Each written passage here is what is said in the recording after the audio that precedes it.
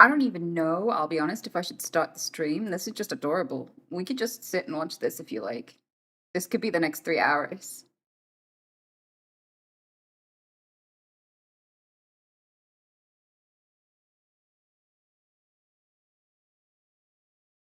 Doesn't he look like a little lion? He kind of looks like a hungover lion, but he looks like a little lion.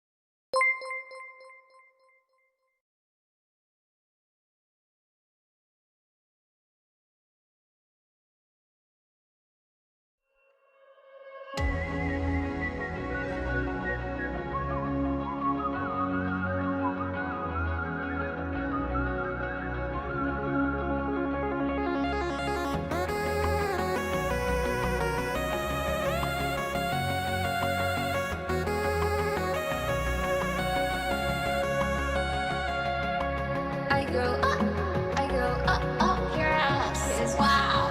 Kiss, whoa. I go up your ass. I need a dick, and it's not yours. 100 wow, 100 whoa, 100 sip koi. I need a dick, and it's not yours. I'ma spend that on my boyfriend. And wow. Bend them over, slap the ass. I go, bend them over, slap the ass. I go, bend them over, slap the ass.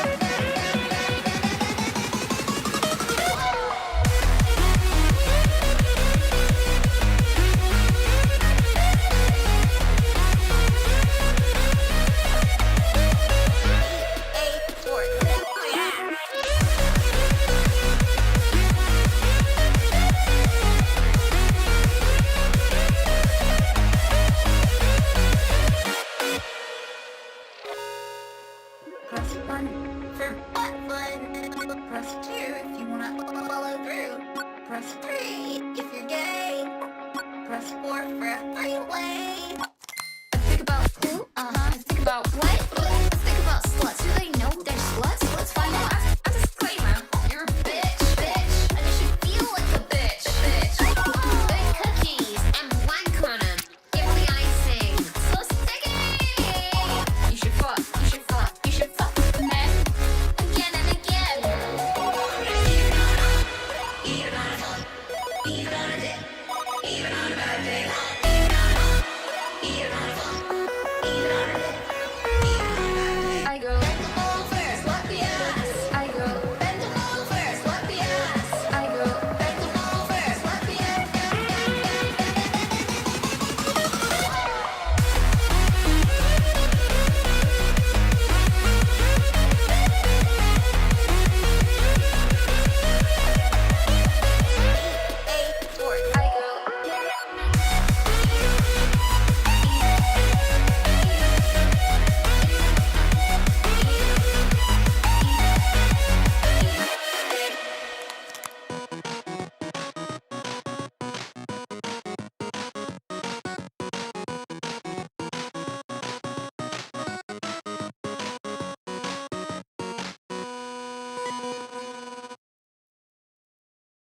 I make all my songs live on Twitch. You can check that out in the link down below. Hello, welcome. How's it going, everyone? I still feel really short, even though I elongated my chair, and I'm short again. I don't know how that happened. I might fix it in a minute, but I'll do the music first. How are you? I hope you had a good weekend. I had a very chill weekend, and I played a lot of games. I wish I could play games on stream, and that's fine. No pressure to stare at me while I do things you're not interested in. But my God, the amount of training for tournaments and stuff that I could do in these 3 hours has me salivating. The amount I could climb if I only had the time. You are always short. Thanks for the reminder, Mert. You know what? I wonder if I brought out T-shirts with that on. I wonder how many people would buy that just to go to people's birthday parties, just to come to my meet and greets. Atman, thanks for the 10 gifties, sweetheart. I hope you're doing well. And Sonny, thanks for the bits. I appreciate it.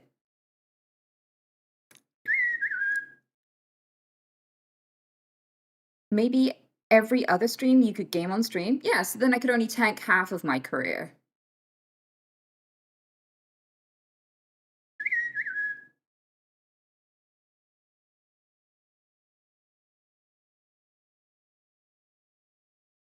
Problems, how long do you have?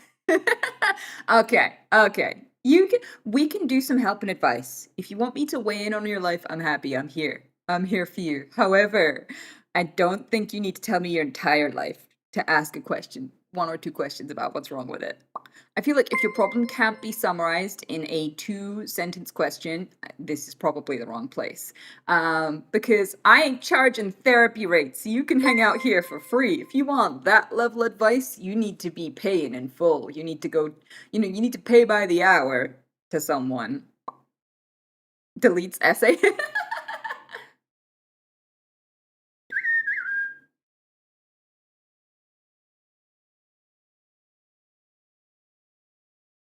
Do you think that God gets mad at you a lot? No, I do not. I don't. I mean, first of all, which God? There are quite a few. I don't know which one, because not all of them are like super micromanagers. That's the first thing. Hey, Rain, thank you so much. I appreciate it. Um, I will say, like, there are plenty of imperfect people and imperfect animals on this planet, you know? And I kind of feel like uh if that was a mistake, we would have been eradicated by now. If there's some all-seeing, all-knowing creature up there that made all of this with an intention, they've had quite a few. How long have humans existed? 400,000 years? They've had 400,000 years to wipe the save and start a new one, and they didn't. So I think we're good. I'm not going to worry about it.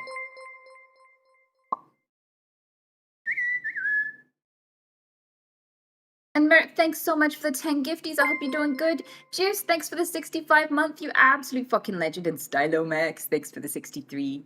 And Mega Man, thanks for the bits. Thank you for the warm welcome, everyone. You're amazing.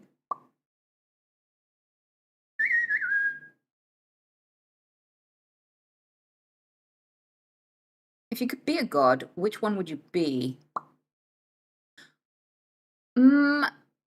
I don't know. None of them seem like they're having a good time of it. I'll be honest with you, a lot of them go through a bunch of horrible shit. Also, I feel like the person at the top of the pecking order is actually the person at the bottom of the pecking order because everything that goes wrong is blamed on them, but they are the ones who have to organize everything so it goes right, but it relies on everybody else to comply, and if they don't or fuck up, you're held accountable. So, like, I don't really want to be the boss of anything. It seems like a really shitty position if you take it seriously. If you don't take it seriously, you're just a horrible tyrant who's dominating people. But if you do take it seriously, then you're everyone's bitch. And neither sounds like me, to be honest.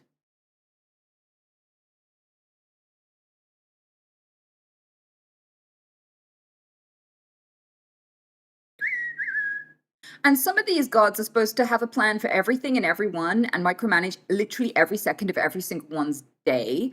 And that would take an absolute eternity. Every second, you'd have to press pause and micromanage everything. Shift people's breath in certain ways, push the wind exactly right, make the bird fly exactly there.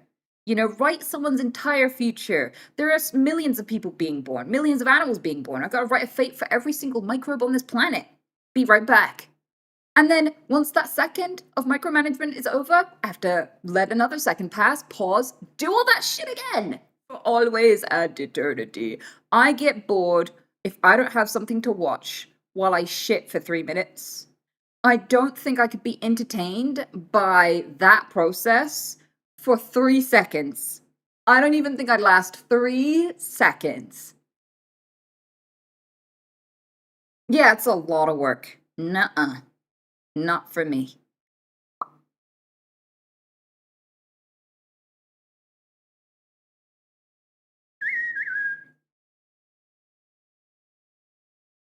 I'll go first. I know what's wrong with my life, but I don't have any motivation to change anything. I try, but fail every time. Ah, thanks, Cody. Fuck off. I'm gonna lay it on you. Sweetheart, what's your name? Aditiax? We're just gonna call you Ad for the minute. The problem with life is it's never solved. And that sometimes the things you fail at will be the best moments of your life, and sometimes the things you succeed at will be your worst. There's no way to know the outcome. Okay? And this is awesome and horrible all at once. I've resigned myself to this. Sometimes I will work on a YouTube video really, really hard and I'll have a set purpose for it and it'll completely tank. And then my editors will put something together from scraps of different streams and I'll go, nah, no one's gonna like that. I feel a little bit that isn't this just me being cringe for 20 minutes? I don't know if I want to post that. And it will be the best video on my channel. I shit you not. And so sometimes when I put work into things, it pays off. And sometimes when I put work into things, it doesn't. Sometimes when I fuck everything up, it weirdly pays off and I land on my feet and I'm like, oh my god, how did that disaster end up so good? And other times it is a literal disaster. It's not a good thing in disguise, it's just a disaster. And like with that level of chaos, when you can't decide the outcome of anything you apply yourself to, it feels horrible and demotivating and vulnerable. It does, because it means that if you can't just dictate outcomes by effort, if you can't go, well, I tried really hard at this, so it should go well, right? When your level of effort and time into things really doesn't mean anything, it can destroy your will to want to try, right? Because it's not fair. And so, like, the way that I cope with that is that I really don't know what's going to happen tomorrow. I really don't know what's going to go well. I don't really know whether it should go well, to be honest with you, anymore. And that is absolutely awesome. I've just become an adaptable person. I try, see where the chips fall, and adapt to whatever lands. That's it. I just go, I can trust myself to make something awesome out of whatever shakes loose from tomorrow. And it's made me so much more willing to say yes and give things a go, even if I'm terrible at them. Just fuck it, let's go. Because that's how I got my streaming career. And sometimes it tanks. Like, I said yes to being like a host of a show once, and I fucked up every stage of that. Luckily, people found it really funny and enjoyed watching me fuck up. So only I felt like a fuck up. No one around me felt like it was a fuck up. But I did, and I was horribly embarrassed and cringe and panicked the whole time. Right? But like, with streaming, I was like, this is obviously going to fail because I have Tourette syndrome. I can't stick to TOS, terms of service. So I'm just going to be here till I get banned. And I know it's not going to go well, but I'm going to have fun with it in the meantime anyway and just see where it goes. And 8 years later, I still have a career that I didn't think would last 2 weeks. Okay? So that taught me, yeah, you just have to keep saying yes to stuff and keep trying even when you don't know why anymore. Even when you don't feel like it, even when you don't feel competent enough, just do it anyway. Do you know how many successful fuck ups there are in the world? Do you have any idea? Do you know how many businesses Donald Trump tanked? How many times he claimed filed for bankruptcy before he became president? No matter how you feel about Donald Trump, he kind of proves that you can fuck up in every way and still land in the best position. Right? So even if you see yourself as a fuck up, look around. There are plenty of successful fuck ups. Your idea of yourself does not really truly define what you're capable of. Go and do it anyway. And I mean, I was suicidal. I'd hit rock bottom once, well, more than once, but I've hit rock bottom before and been like, I quit. I don't want to live anymore. This isn't worth the effort. I've been down there and then in the same lifetime been like, my God, I'm so glad I'm alive. Fuck yeah, life is amazing. You know, I would go through everything I've gone through all over again to be right here. So I just say, like, every day you keep rolling the dice and it won't get better and you won't get a higher roll unless you keep rolling. And relax, because nothing's under control. Rick Grimes, Zombie Killer, thank you so much. I appreciate it. Oh, and thanks for the super chat, Mystery Man. I really needed this. I was selected for juror duty, and it sent me into a depressive mental spiral. I don't mean to laugh. I'm not like, ho, ho, ho, look at you, traumatized and scared. I just mean like,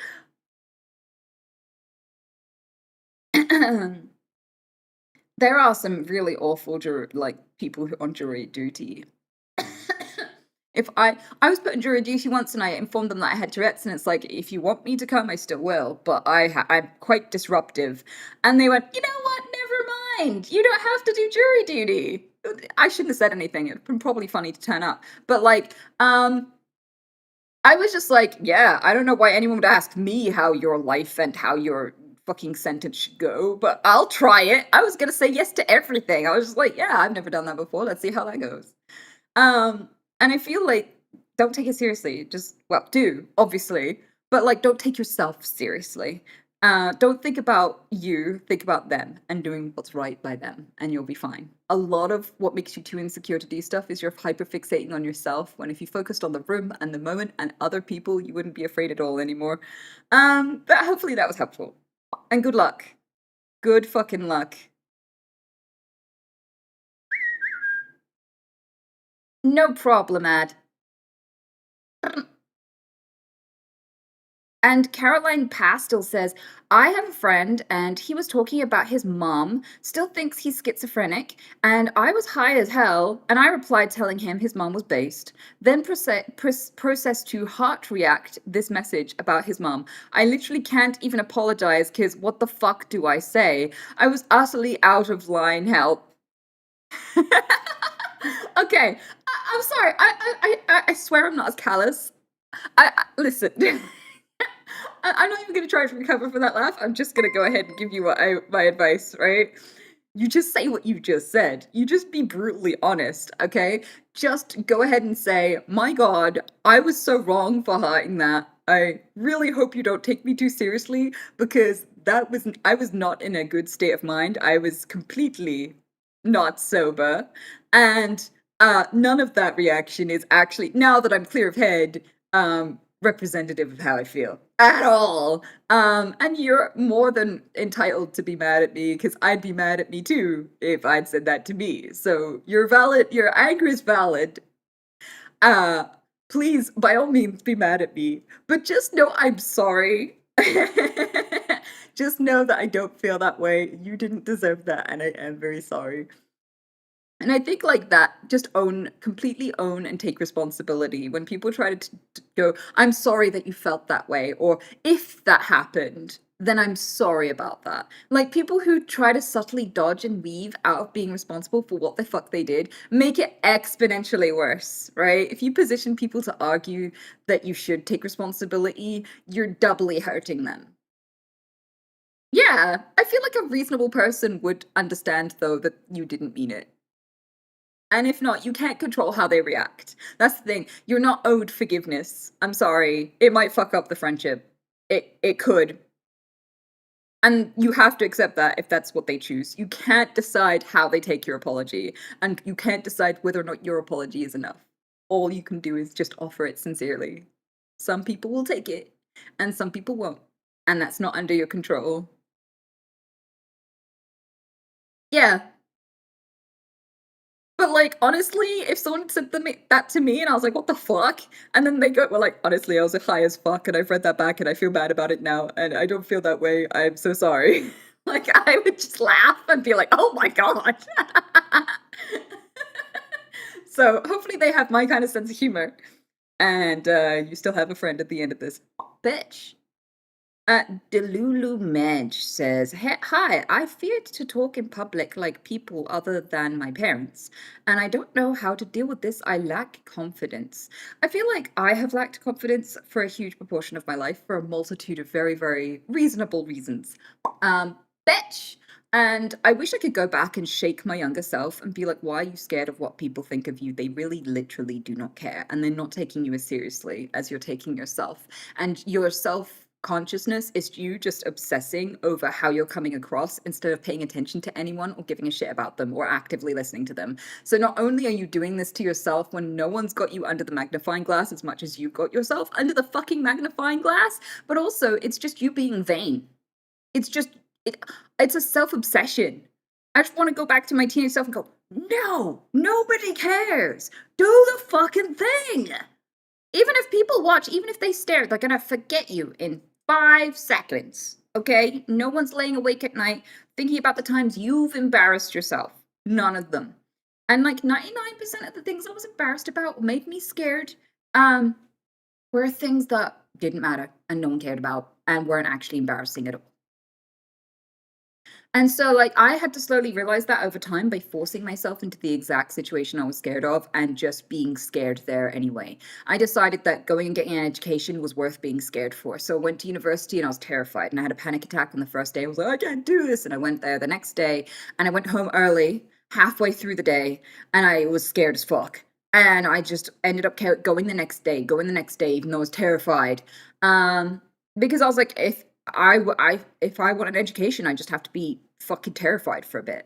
And then slowly, it was like getting into cold water. At first, you're like, oh, and then slowly your body acclimatizes, and it doesn't feel that cold anymore, right? And it's the same with fear of people and their judgment. You realize that people don't even have good judgment. You could be perfect, and there'll still be some people who judge you, but their judgment is irrelevant, absolutely irrelevant.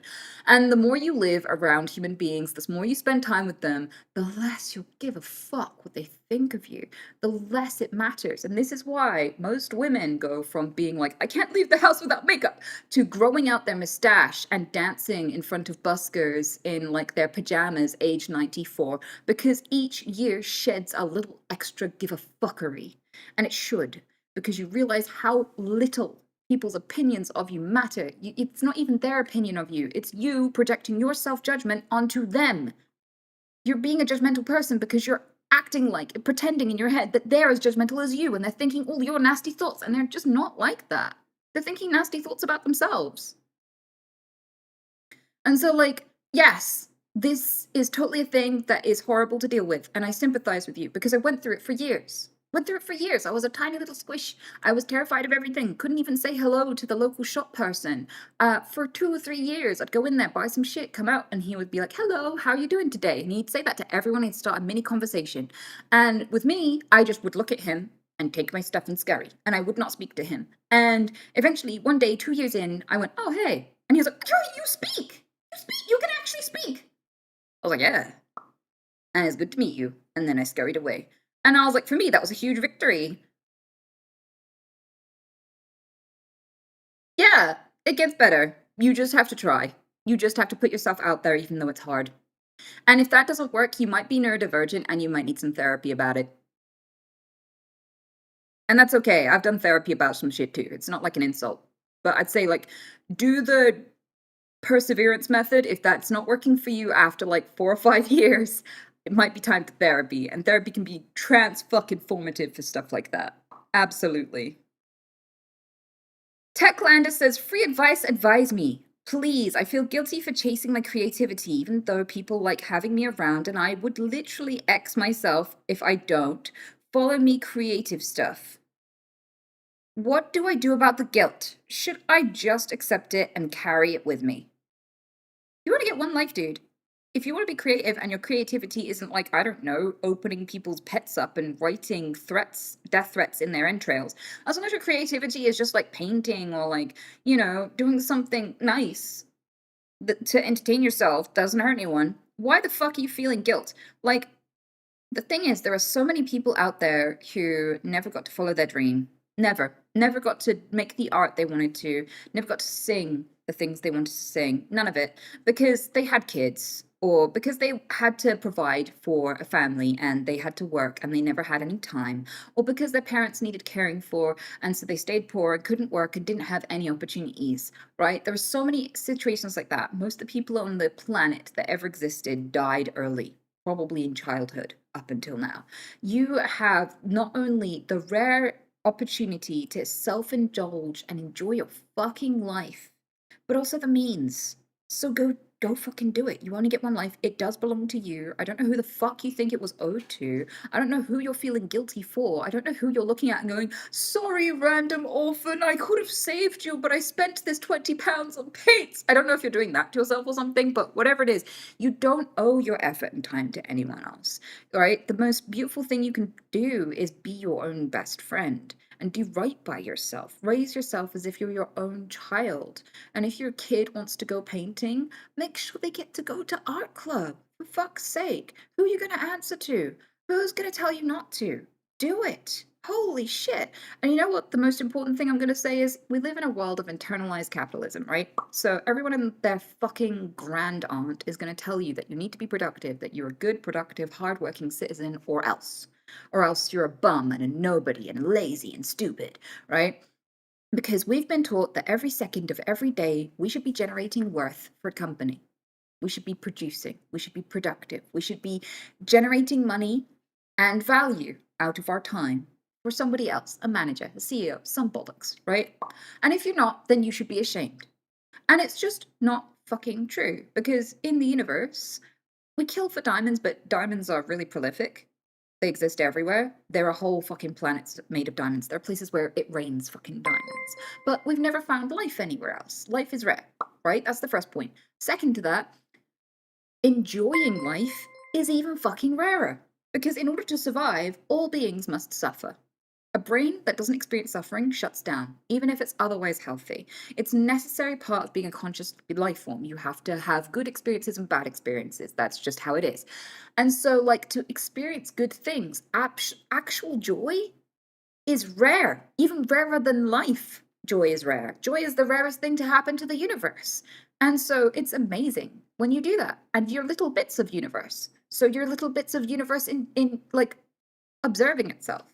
And it's cool to be conscious and be a bit of universe, a bit of star and planet and gas and voids and nothingness that just gets to blink and have a dream and a donut one day, play some cute computer games and maybe mock someone on Twitter. But like, to actually enjoy existing is even rarer than existing at all, which is also incredibly rare. So you might be doing the most important thing in the universe, which is allowing a tiny little speck of this enormous fucking universe to enjoy being here.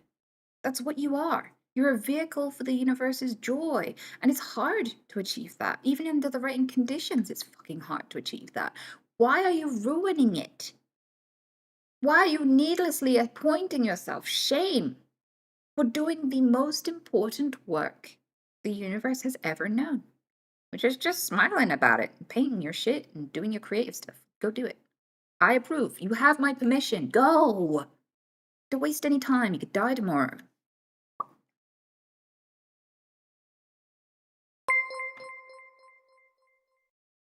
Cody, thank you so much.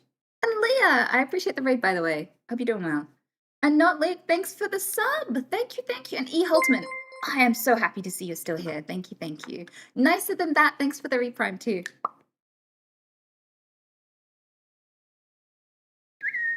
Oh, hello, Raven. Nice of you to pop in. People are asking me questions today about how to deal with stuff. I don't know why they do that, but we made a whole day of it because people were asking me like what they should do with their lives while I was like competing in like Apex tournaments and stuff. Or I'd just be like flipping some pancakes and someone be like, my wife is thinking about deserting me. What do I do? So like we make a whole day for it now. We put all of these questions in a box and we sort through them. This is what's happening. Yeah, that checks out. Yeah, I'm sure that this probably happened to you too, to be honest. You have the vibe. You have the vibe that you could give sage wisdom. Maybe I shouldn't say that in front of my people in case you're not, unless you're like, I'm not your therapist. Please don't come to my stream and ask me questions. But like, you can have the very mature, I've got things figured out, I have a good sense of humor about life, probably have some cool insights kind of vibe. You do! Where's the pancakes? Oh, shut up, Mert. You've seen enough pancakes. We're not doing pancakes today. The one day I'm not doing something random, you're like, why are you doing something random? I can't win.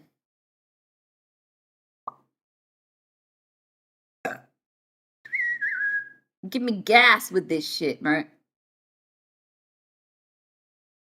But someone else is asking things. Bobby Bobito says, I'm almost 32, and I have no experience romantically or sexually. Bitch, is that a red flag? I've had bad social anxiety and ADHD, so never pursued a partner, but have been thinking about trying recently. Listen, it doesn't really matter when you start. It doesn't, okay? Like, you're allowed to start in your own time for your own fucking reasons. There are people who, like, took up a job when they were 18 in the Antarctic as a researcher for like 7 years. And they come out of that and they're like, oh, I didn't really think about how behind that would put me sexually.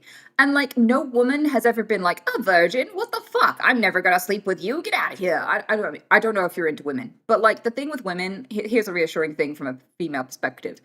Every guy is about as shit as a virgin the first time you get with them because you're a vajayjay and your sexual happy parts and the way that you like to be pleased is completely unique from all the other women. All of your experience goes back down to ground zero again when you get a new partner. So it doesn't really matter because you get a zero progress bar to start from. It's a whole new game. So it doesn't really make any fucking difference. And like, I feel like at this age, a lot of people who aren't creepy and just into like people who are way younger than them would be honored if you explained yourself and went, yeah, I've just had social anxiety for most of my life and I don't have a lot of experience.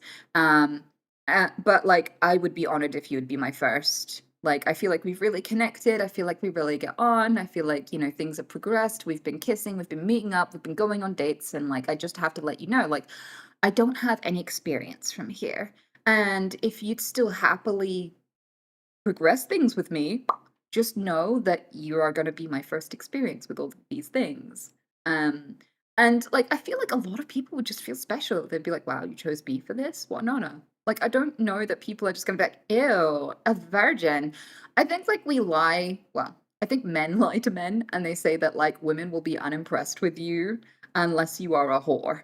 I don't think there's anything wrong with being a whore. I use that term like lightly, but like I don't think that women are like, wow, I met this guy and he's wonderful and he's friendly and he has loads of money and he's after kids just like me and he wants to settle down and he likes all the same things as me and we get on and he has a great sense of humor. And like he wore gray sweatpants the other day and I'm pretty sure he's the exact length I like. And the girl listening to her is like, oh wow, amazing. Why aren't you with him already? And she's like, he's a virgin. He hasn't slept around. Like, he hasn't had at least 27 women. I'm not like the 28th vagina he's touched. And she's like, oh no, yeah, that ruins everything. I'm sorry. I wouldn't take him either. Like, no, we're not like that. I don't know who told you we're like that, but we're just not. That has been said by no one ever.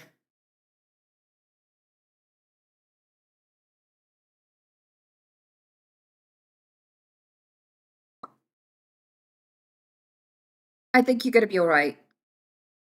Bitch!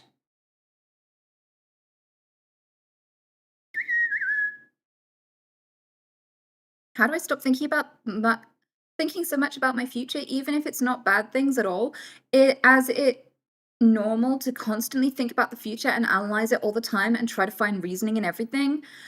So there is a psychology thing, there is a diagnosable aspect of that. This is totally the wrong song to be bringing this up to. I'm sorry. It's a good song otherwise, but we need more backgroundiness here. So like you will ruin your present by constantly thinking about the future. Fuck off. That is absolutely true. And it can be a form of anxiety. Some people desperately need a level of certainty and predictability that the universe just cannot provide. And you are not going to get the level of control and certainty you think you are by constantly obsessing about the future. You will never be prepared enough to know what's coming. You will never be prepared enough to deal with everything perfectly. It doesn't matter. It doesn't matter if a few things that you do in life are a bit scuffed. All it matters is that you do them. Okay, so if you keep looking and fighting for this perfection and vying for this level of control and keep anticipating problems in the future in the hopes that you'll avoid them, the universe will punish you for it and it will teach you that the world is very unpredictable and you're going to have many, many meltdowns trying to prepare for shit that you couldn't have even seen coming.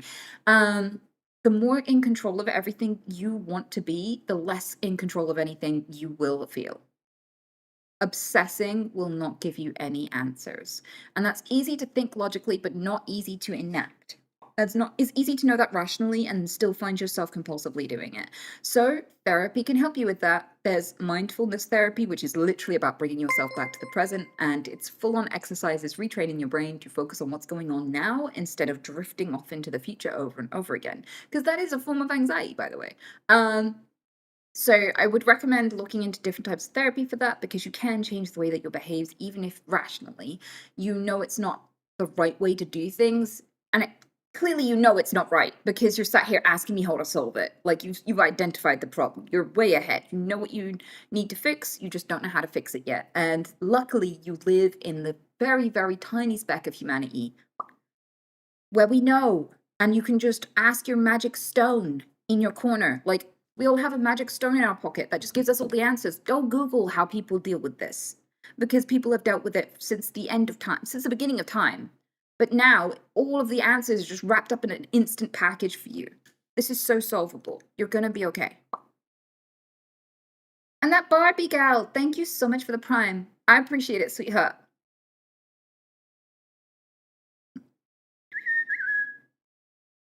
There's nothing wrong with pre-planning. It's just when it becomes like a problem. It's when it starts affecting you negatively. Yes, it is treats o'clock. I noticed. Thank you. Wow. It's only a minute. I'm only a minute late, so fuck off. I don't need to.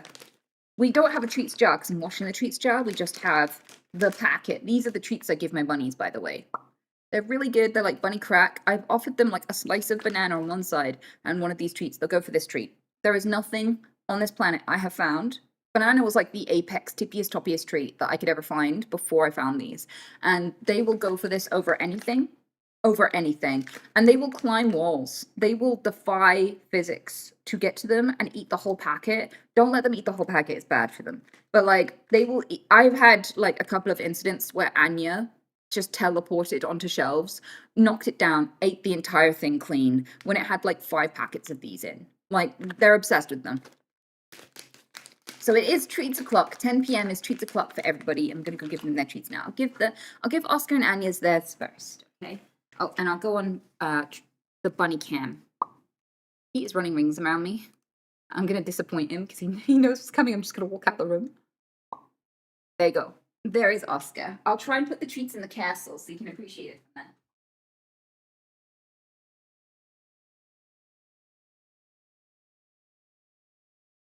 Ah, is it? Is it working? Yeah.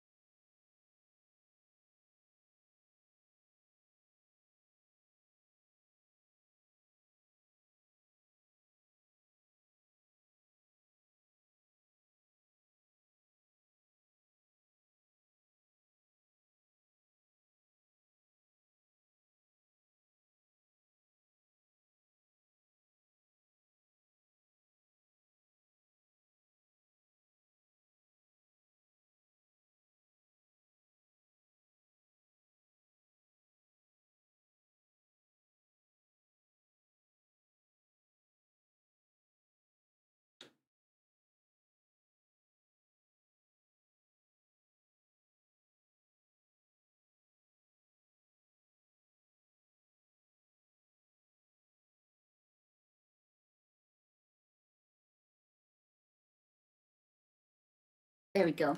They got their treats. And now it's peak treat time. Have we got pecan?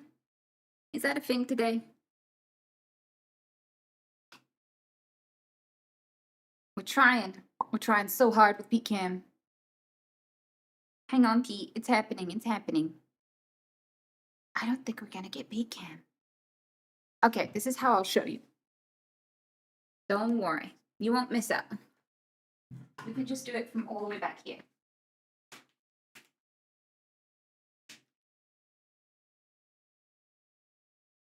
Wonder treats. You can see him enjoying his treat.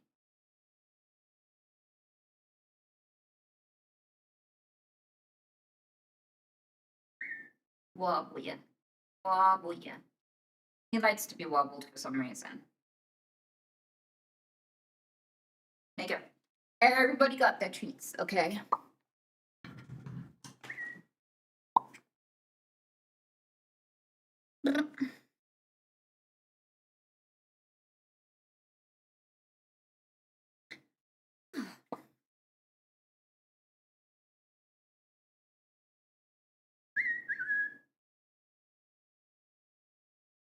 I like how Pete's box has a doorway in it. Well, he chews them himself. I just put a box in there and he usually chews it himself. Very occasionally, I'll rip one if he hasn't touched it. So if he hasn't touched the box in forever, I'll make him a doorway so he remembers that it's like a hollow thing and not just an avoidable obstacle. And then sometimes he like goes, no, this is the wrong shape, and fixes it. He's lost interest in the box lately though, so I don't know what I'm going to give them for entertainment. I gave them a little chime over here, which he does play with sometimes. Sometimes I'm asleep and that wakes me up. I hear so he does occasionally play with it. I'm thinking about giving the other bunnies one too.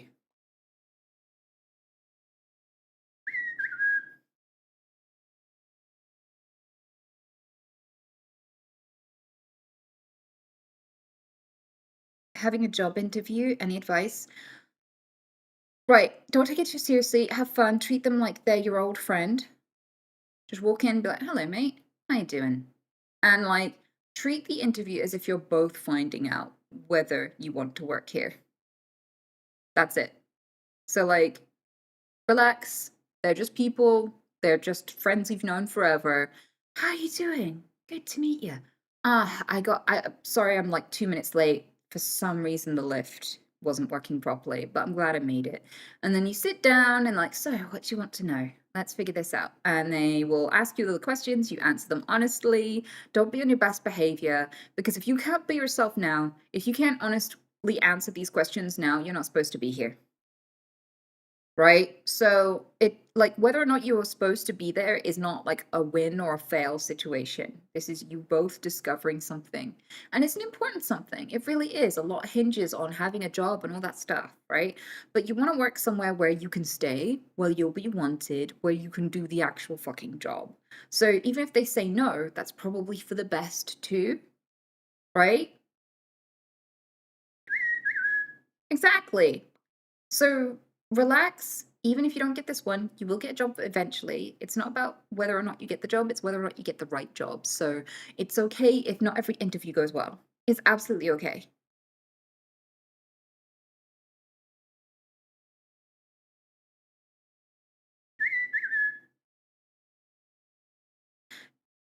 Exactly.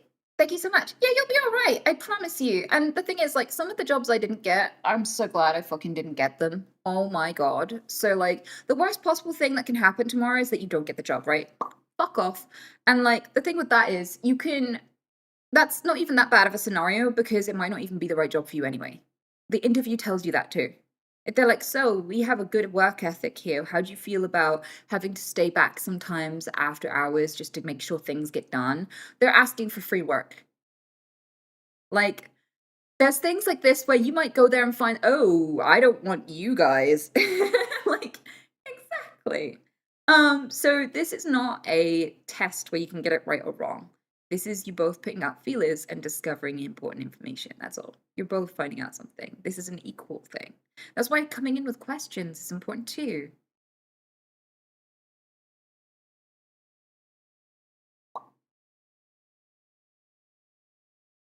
Also, if you don't get this one, it might be advisable to suggest on your resume that you may have been in a previous position that paid a little better than this one that is advertising, because they may feel like you're in high demand and offer you a higher salary to keep you.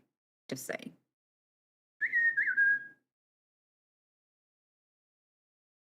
Because you're not outwardly asking for a raise. You're just saying, you were paid higher before.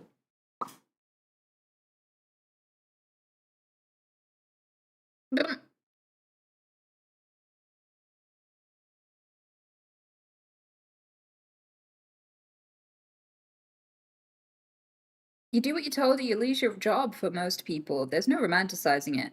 Yeah, but I often find that, like, that makes sense if, like, you're being told to stack shelves because your job is to stack shelves, right? If you're going there and instead of stacking shelves, you're getting the microphone and singing on the tannoy system for 3 hours, then yeah, you should get fired for not doing what you were told. You agreed to go stack shelves, right? So normally, when you apply to a job, you're like, yeah, I want to do this job for money. I agree to come here and do that thing for money. It would be a bit of a U-turn if you did anything else, right? I feel like There's usually only trouble when it's like, "Hey, don't sexually harass people," and you're like, "No, I want to sexually arouse? I want to sexually harass people. I'm aroused. What am I supposed to do with this boner?" Right? And those people deserve to die, to be fired. Die! To die! To die. To die. To die. I'm just gonna let this pass. um, Die. Because I don't want to be shouting this at the next person who asks advice. Die. Die! Coffee is on. Oh, you know what? I haven't had any coffee today. I feel like coffee's a lie. It's just borrowed time.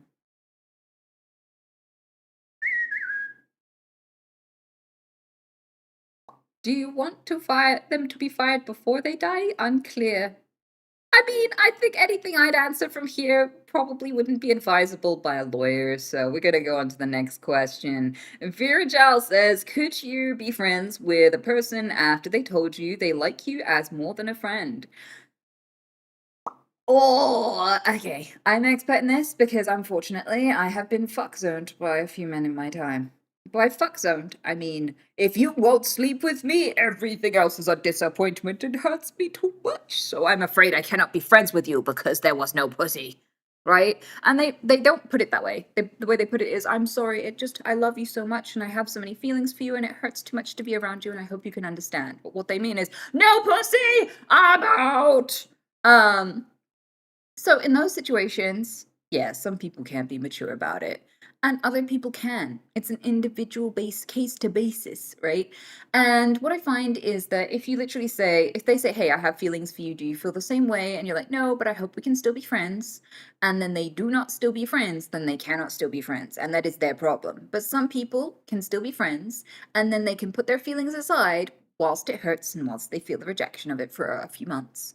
And then the pain passes, they get over it, they turn their affections elsewhere. And normally, what happens in that period, because most people are not as mature as they like to think they are, is that the ones that can manage it are rare. And those ones, those rare ones, will quite often go through a period of trying to convince themselves that you're shit to copium their way out of their feelings. So there will be a rough patch of the friendship where they start noticing your flaws more exaggeratedly because they're like trying to mentally convince themselves they're not attracted to you. Yeah, because people are immature. And they're like, I don't like you anyway. You smell, and your hair is weird, and that weird little thing you do with your ear is annoying, and I don't like you anyway. And then they do that in their head, and the little bit ekes out, and they're a bit shitty with you for a little bit, and then they get over it, right? Yeah, exactly. So you might have to go with that with some of them, and then they can be your friends for ages. But I will say, take that with a massive tablespoon of salt because, like, I've had people who are like, "Yeah, that's fine. Don't worry about it. I'm totally over it. I wasn't that serious." 10 years later, by the way, I've always loved you. Would you reconsider, please? So, and that's a bigger betrayal. The thing is, you're gambling on them because they could try to get over it, still not get over it, and it be an even bigger issue when when you thought you had a friend for 10 years and they were actually thought they were just queuing, waiting for you to be single and realize they're awesome, and you weren't really friends that whole time. They still saw it the other way. So you're still gambling a lot of your free time on someone who might not be worth it, might end up with just losing them anyway, just a more devastating stage. So it's still a gamble to try and be friends after, but be open to it because some of like the few people who are mature enough to achieve that are worth keeping. But I do kind of low key feel that the kind of people that can get over the fact that you're not into them don't ask you out in the first place. Because people who are that mature usually have enough social skills to realize that you're not into them without asking. Like a lot of people who you see as a friend but have asked you out anyway usually confess their feelings knowing that you don't really like them back and that you've never flirted back and you've never shown an interest in them. And so what they're doing is incredibly selfish, where they're backing you into a corner where you have to say no out loud because they hear the no in every other way and they know it's a no, but they need you to say it because they think it's going to turn off their feelings. They think it's going to stop them wasting their time. It isn't because they still asked you. they're infatuated. They can't help themselves. It's stupid. So a lot of people who are mature enough will go, wait, I can tell this person isn't into me. They're not flirting back. They're not interested. I'm not going to ask them out. I'm not going to try and push for more. And I'm just going to process those feelings on my own and not make them your problem, because I've known people who've crushed on someone who doesn't feel the same way, buried it, got over it, and stayed friends with those people. Absolutely. I've known guys who are like, this is my friend of 20 years. I've known them since school. I've had a crush on them the entire time, but I knew they would never be into me. And like, they were right. She would never be into them. And, you know, she got on with her life and she got into her own relationships, marriages, had kids, whatever.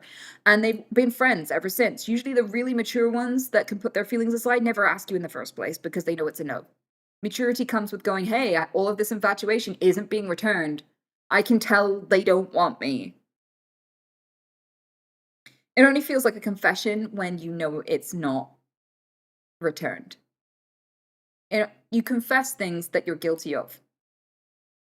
So if you're already feeling like you're confessing your feelings, you already know they're not into you.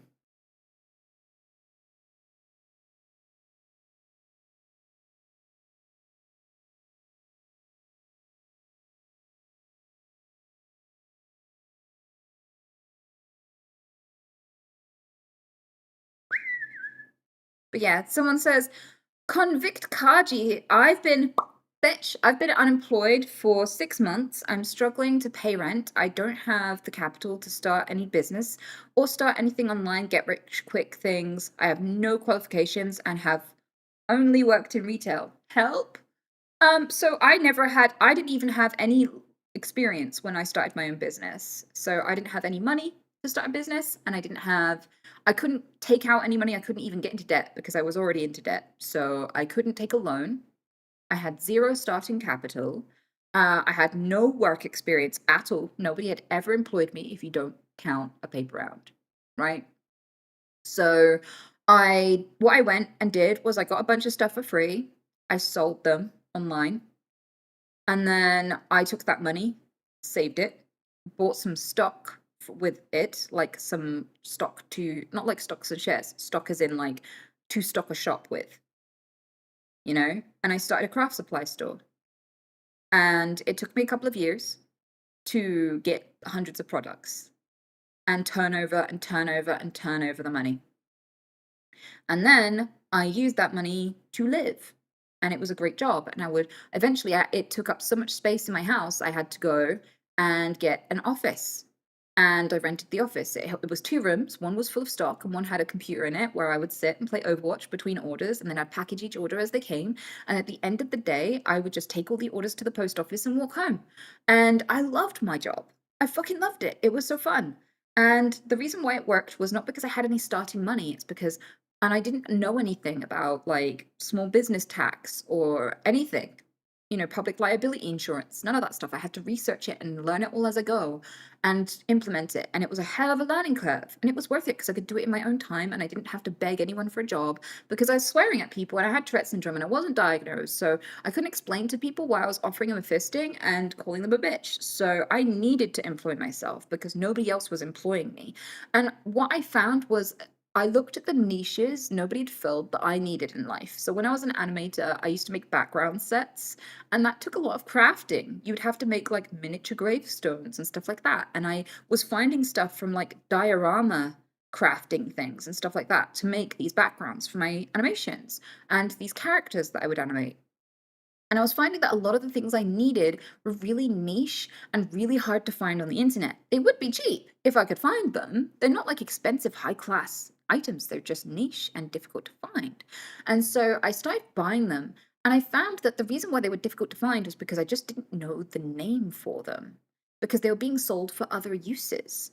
Like florist wire is bendy and perfect for armatures. I didn't know florists used it too, and that they were selling it for like pennies a yard. So like then I started renaming it to be relevant to the people who were also looking for it, people who were making dioramas and things like this. I filled a niche in the market and I got a product to them that was hard to find, right? And so what I lacked in capital, I had in knowledge. I was my own consumer. I was my own client. You start off with that knowledge of like, I want this service, but it doesn't exist. And you make that service. And that is more valuable. It's worth millions, that knowledge. you can just keep flipping and flipping and flipping and make so much fucking money. And the thing is, if other people are already doing it, there's room for more people to be doing it. That's how there can be a several Starbucks on one street. Okay? If there's room for several Starbucks, if there's room for like a few million different YouTubers just making the same fucking content. Do you know how many channels just turn Reddit posts into a montage of people playing Minecraft and then a AI voice just reading it out? Do you know how many people make money doing that? Faceless accounts. There are so many jobs out there that you can have that don't require any experience, any purchases, nothing. And for me, it was selling things online. I just found a few free things to sell first. And for me, it was sea glass, but you could try anything. It doesn't have to be like, and that's a very long-winded way to go about it because sea glass isn't worth a lot of money. So you have to grind. That is an absolute grind to do it that way.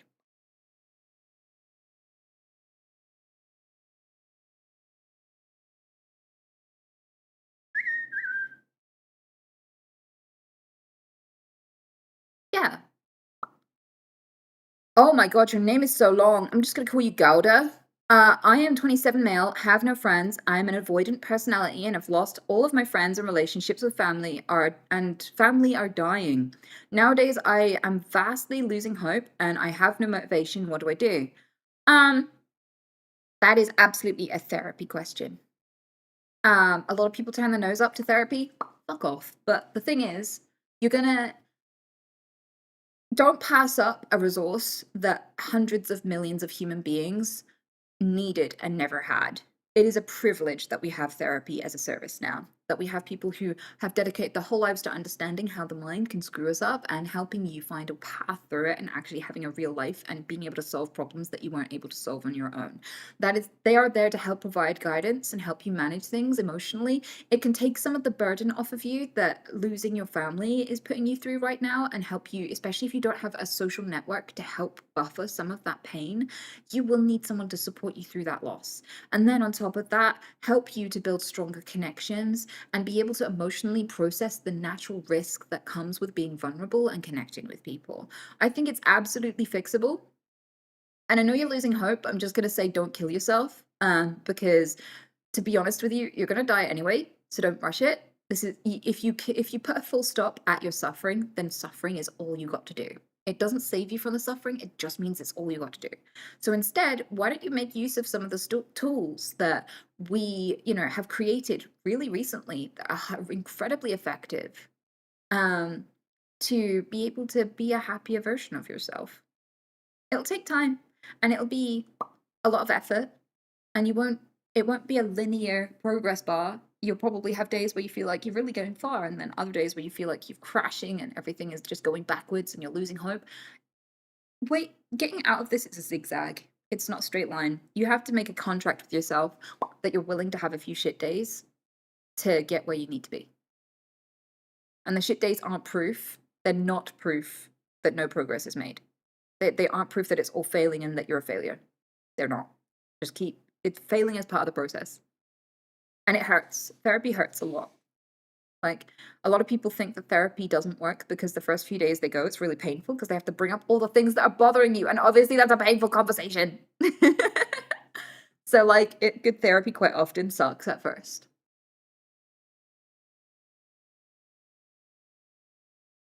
But yeah, what you're describing sounds like a therapy thing to me. You answered my question, thank you. Yeah, of course, sweetheart. Good luck to you. I have actually been where you've been, and it can absolutely get better. You just have to try.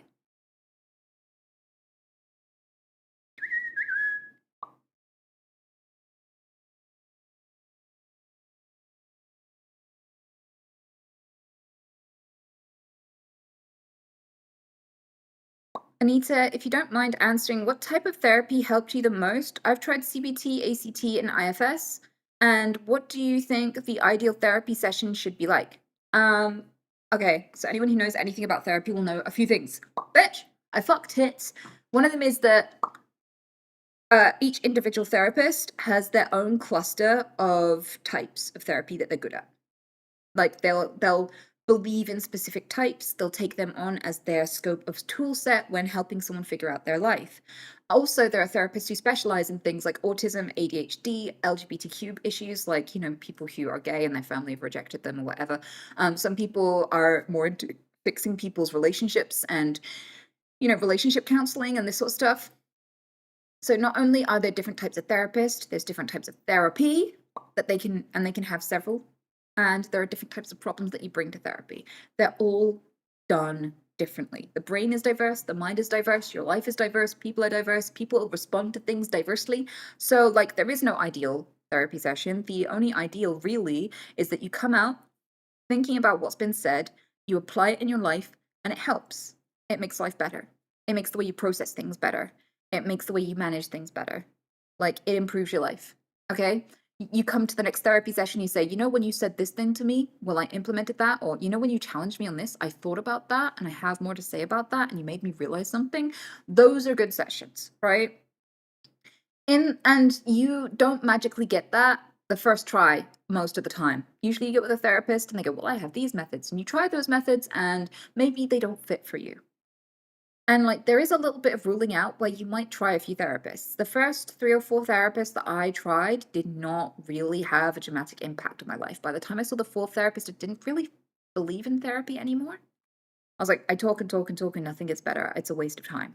And then I saw my 4th therapist. She completely changed my life and I wouldn't be here without her. And like I believe in what she does so much that I pay her for therapy sessions with the money that you give me. I put aside some of that. I give it to her and she gives them to people. It's therapy sessions to people who can't afford it. We call it the nudge fund. So I'm just paying for other people to go to therapy. I don't know who they are. I just put up the money in a pot and people use it. And because I believe in what she does, I think what she does is life changing and more people should be able to access her because she's amazing, right? And so with that, I'm just going to say there isn't a generic answer for that. It's not like that. I wish it was. I wish life was simple enough that it could be, oh, this is what an ideal session looks like. And if it isn't like that, then it's a bad session. I don't think that. I don't think it's neat like that, unfortunately.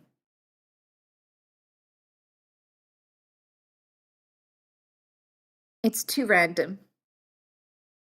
Somebody could be the most amazing therapist in the world, just not for you. Because even though they're fantastic at their job, their type of therapy doesn't work on you. So it's a process of elimination until you find someone life-changing.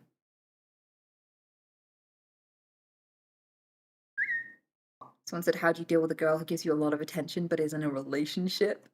So what do you mean by a lot of attention? I need to differentiate because you could be saying, they spend a lot of time around you, but they're in a relationship and that's about you.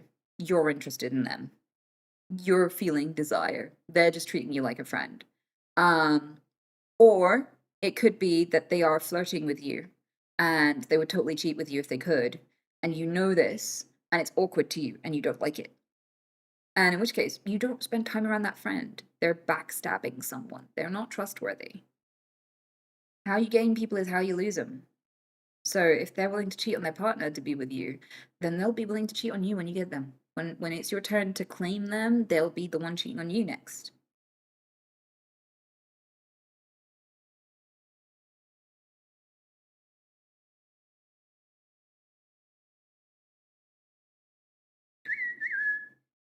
Joe says, my girlfriend of 5+ years broke up with me. We lived together. I have moved 2 weeks ago. I tried confronting the pain and also avoiding it. I know it needs time, but have you gotten over heartbreak? I didn't try to get over it. I just let it suck because it's supposed to suck. And that's what you gamble when you get in a relationship, right? It's not whether or not these people cause you pain. It's finding people worth hurting for, worth being vulnerable with and paying that due. Because even if you'd spent your whole life together, she might have died first and you'd still have to deal with losing her. You'd still have to deal with heartbreak even if everything went well. So I'm just gonna lay it out there. It's okay that it hurts. You're not supposed to process it or get it out of the way. You're just meant to let it hurt for a bit. The pain does pass with time. And it's supposed to hurt. You'd be a fucking psycho if your girlfriend broke up with you and you're like, okay, and you just got on with your life and like nothing happened and you felt nothing. That would be weird. That would be like, maybe go check with a therapist because you're not okay. That's weird, right? So it's supposed to suck. You're supposed to just let it suck for a while. Like, take a few days out of work, eat some ice cream, watch some Netflix and cry, go play some computer games, go hang out with your mates. Like, trauma dump on a therapist, whatever. Just do some self-care, because the fact of the matter is that science says we process breakups in the same part of the brain as we do physical pain. So your body is acting like you're sick, like you've been injured. Heartbreak actually fucking hurts. And that's okay. It's lovely that you valued someone that much. It's normal to grieve that. And you can't speed it up. You can't press fast forward. You can't skip it. You can't delete the memory. You just have to feel it. This is the contract you paid. You just have to gamble feeling this way at some point in order to love people. Even if they're friends, even if they're fucking pets, you have to bury them one day. The pain sucks, but it's worth it to be loved for 5 years. Because, the pain of losing people is temporary, but the isolation and loneliness of never loving anyone at all is life ruining. Eternal and life ruining. And like, I was with someone for 7 years and I broke up with them, but I was still heartbroken. I still grieved a relationship I cut off. Like, I knew it was the right decision, it still sucked. And I thought, will anyone ever love me again? Will I be okay? And it was the best decision I ever fucking made. I'm so glad I'm not with that person. I look back and I want to high five the version of me that broke it off and cried. I'm like, yes, now your life can begin. Everything's gonna be awesome from here. Don't worry about it. Right? So sometimes you need a relationship to not work out in order to find the relationship you were supposed to be in, or to find the hobby you were supposed to have, or the work you were supposed to have. For me, like, one of the upsides of that breakup was I had loads of extra free time.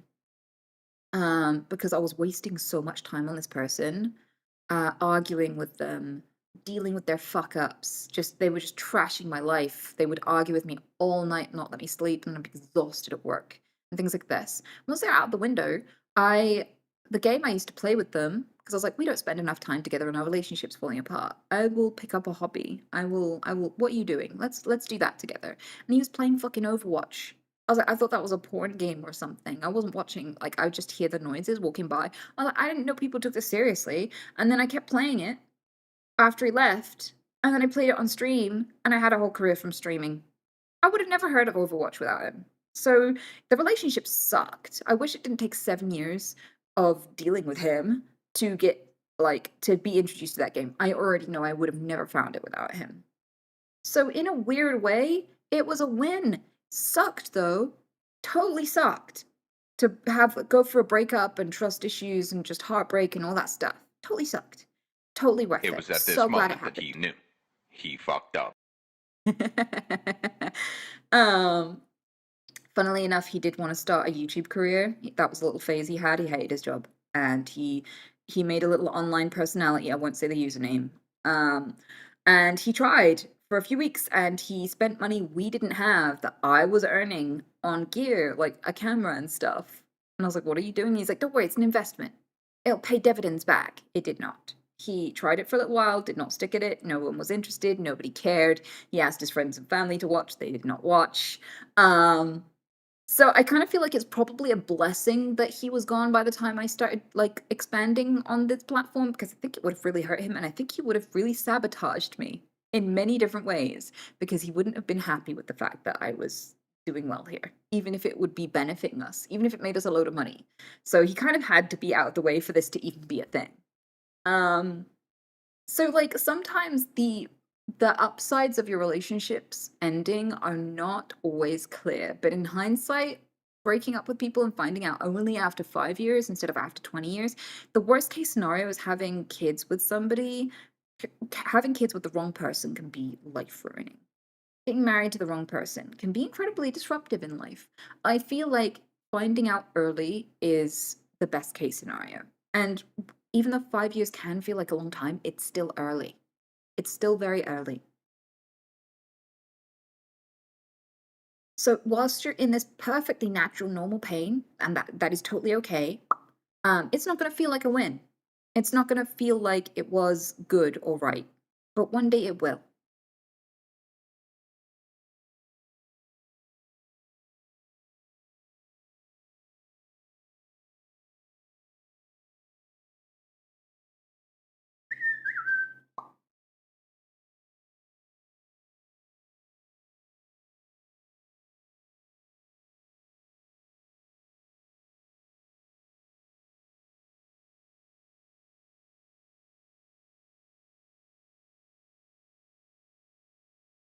We still talk to this day. We're good friends. My first girlfriend in high school broke up with me and I was devastated.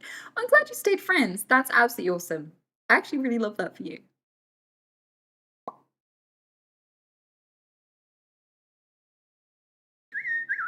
You're probably 26, but you talk like me. I don't know what that means. You could be 16, bro. Hopefully you're not, because we'd ban you. But like, I'm 36, so depressed guys. Hello, thank you so much for the super chat. Have a nice evening, Anita and everyone. You too. Thanks for hopping in.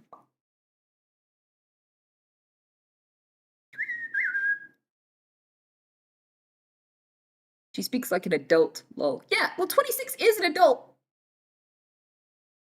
You're in your 20s. No, I am not. I have not been in my 20s for a very long time. Thank fuck. 30s is where it's at. 30s is your prime. 30s is amazing. It's best decade of my life. So happy to be here.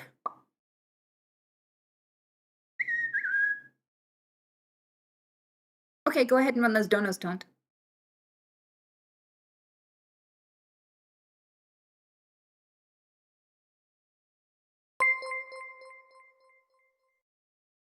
Nudge Fund, it's been a while. Thank you, Cody. I appreciate that. Yeah, nobody donates to the Nudge Fund anymore. It's just me. Oh, I say that and Mert proves me Nudge wrong. Fund. It's just me, Cody, and Mert who contribute to the Nudge Fund nowadays. Fuck off. Why are all your Tourette's sexualized? They're not. I would argue that, It's good you know, news that your surgery was rescheduled and will still get done. We are sure that things will be alright. And if you have to take recovery time away from stream, we're sure that people will wait for you. They always do, and it's easy to see why. Thanks, Sonny. I appreciate that. We'll see if you're right. I don't know how long my surgery's going to knock me off my feet. But also, someone asked, why are all your Tourette's sexualized? And I'd say, like, there is a tick I had from playing too much Overwatch where I kept going, ever get that feeling of deja vu? And I'd say that's not really wank-worthy. Also, my most common tick is I love you, and people say that to their kids. So I don't think that's wank-worthy either. The most common tick I do day to day is just that one. The little pop with my lip. And also going, if you're wanking over that, I'm not the problem. Okay? So yes, there are swear words. Yes, there are sexual tics and stuff like that. Because the thing with tics is they can be literally any word you know, but people hyperfixate on the ones that appeal to them the most. So if you think it's all swear words, it's because you miss the 70,000 times a day I go, and you just hear the one time I told you to fuck off. And if you just see all the sexual stuff and that's all you remember, even though I'm blatantly doing unsexual tics constantly, that is a you thing. That is absolutely what your filter, your personal filter has defined that, not me. My first, like, really predominant tick was Michael Schumacher. And cats. Said cats for decades. Really loudly. Like, cats! Constantly. Don't know what's sexual about that, you weirdo.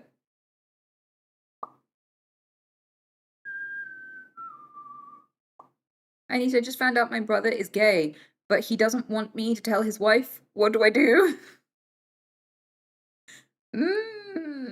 Okay, that's a really, really, really, really tough place to be.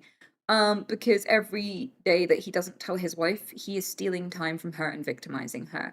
And the worst part is that everyone else who finds out and doesn't tell her is complicit in wasting her life and her time. She could spend 40 years with this guy and have no idea that he is not in love with her.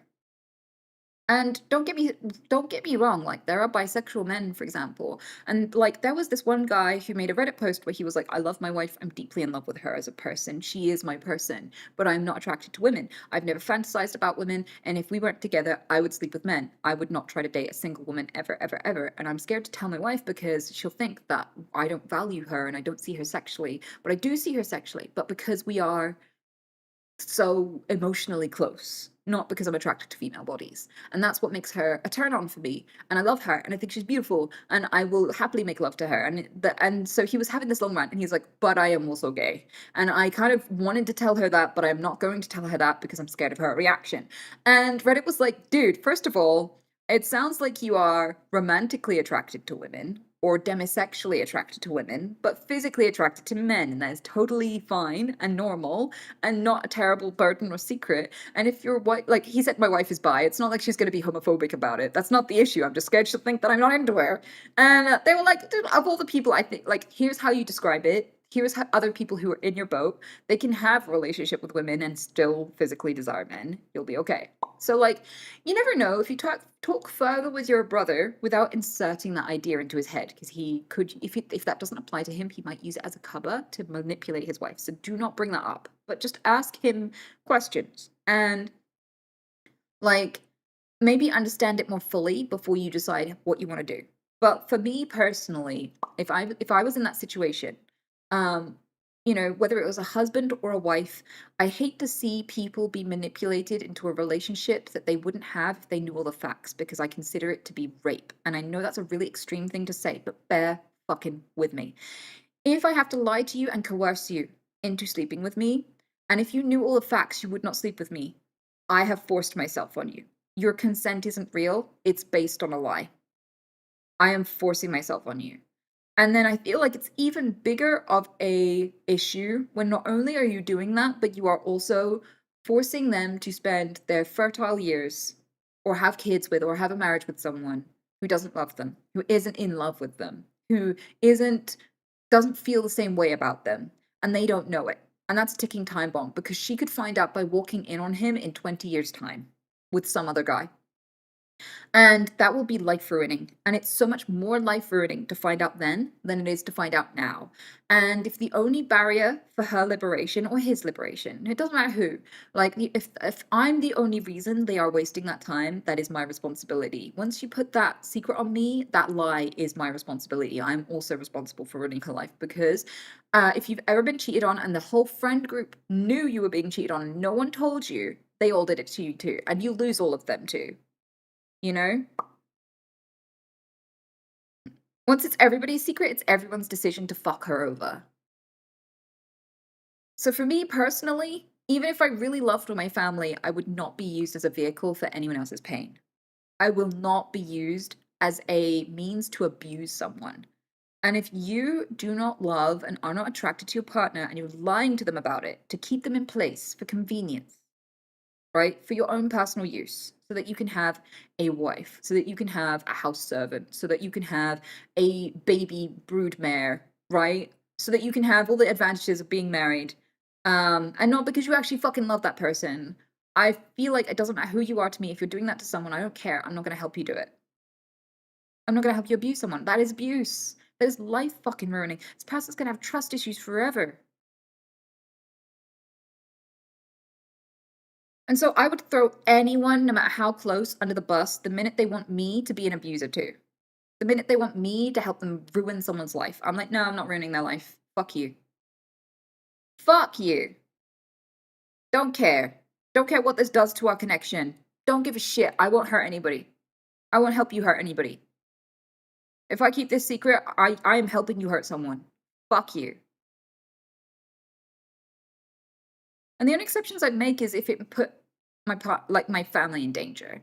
Like if you think that like maybe the wife is homophobic and she might like hurt him physically, like stab him in his sleep or something, then maybe that would be an excuse for you to have more hesitations and not know how to handle the situation. But if this isn't some life-threatening, like terrible thing, like you are going to ruin this person's life. And yeah, it's life ruining to be outed. Absolutely. I don't think we should take outing people casually. I don't think that's fair as a thing. Like we do live in a society that makes it incredibly fucking dangerous. So there is some nuance there. Absolutely. Like absolutely there's some nuance here, but knowing nothing else about the situation, my first gut reaction is to save whoever's being screwed over and to not be a part of that. Especially if he's cheating. If he's not cheating, I mean, maybe there's more nuance there, but if he is cheating, he's putting her in danger and she's being cheated on.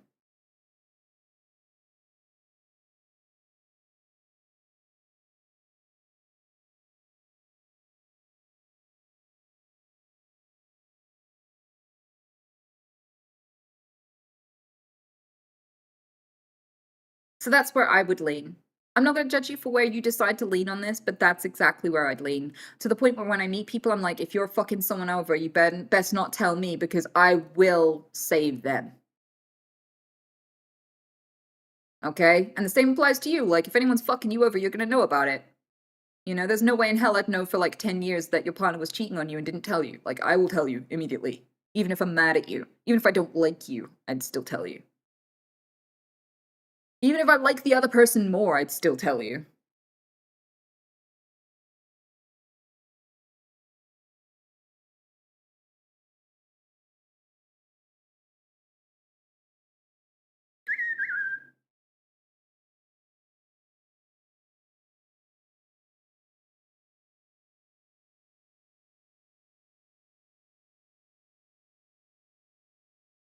Even if it's your family, for example? Yes. Like, my biological connection to someone is not going to force me into a position where I abuse someone.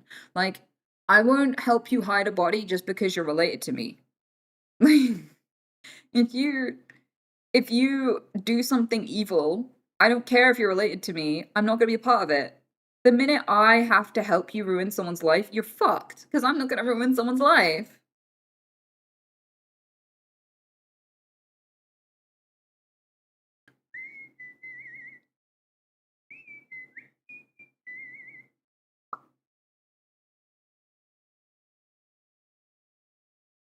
Me and my wife is not very sexual person. She doesn't like talking about sex, and we only have sex 2 to 3 times a month. I want to have more sex, but I don't want to come off as gross. How can I approach this subject like a gentleman? Um, okay. Let me just put my little mustache on, my monocle, and be like, I'm really attracted to you and I wish we had sex more often. And I completely understand if you don't have enough libido for that or you don't have enough desire, and you can totally tell me that if you'd like. I'm totally going to respect your boundaries. I'm not going to push. I'm not going to emotionally blackmail you. I'm not going to pressure you and make you feel guilty. I just wonder if there is a world where I know a few extra things to get you in the mood.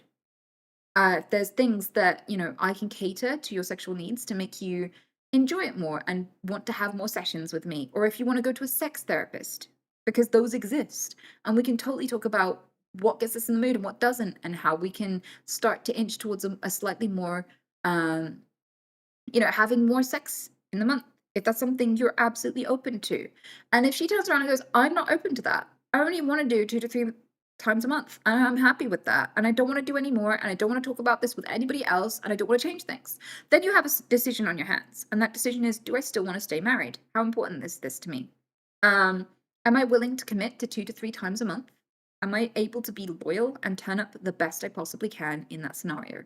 Because if it's tempting you to do things that are outside the barriers of the relationship, like outside the boundaries, outside of what she would want and would stay with you for, like, if it's tempting you to go see sex workers or something, or to cheat, then you need to make a decision, an ethical decision, and go, maybe I need to find a partner. I need to leave and find a partner who matches my desire, because pressuring somebody to have sex when they don't want to is not going to work out for either of you. Because if she has it more often than she actually wants, so she's having it 5 times a month, for example, instead of her normal 2 to 3, every single time is going to feel like she is just letting you do what you want.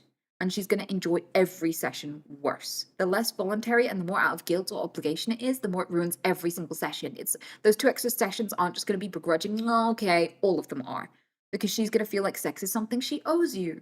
And the problem with that is that not only does it drain all of the excitement and all of the enjoyment out of it, but it also builds resentment, and she may leave.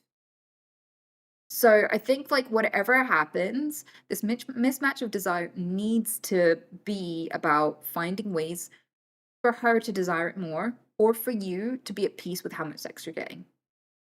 That's it. Those are your options.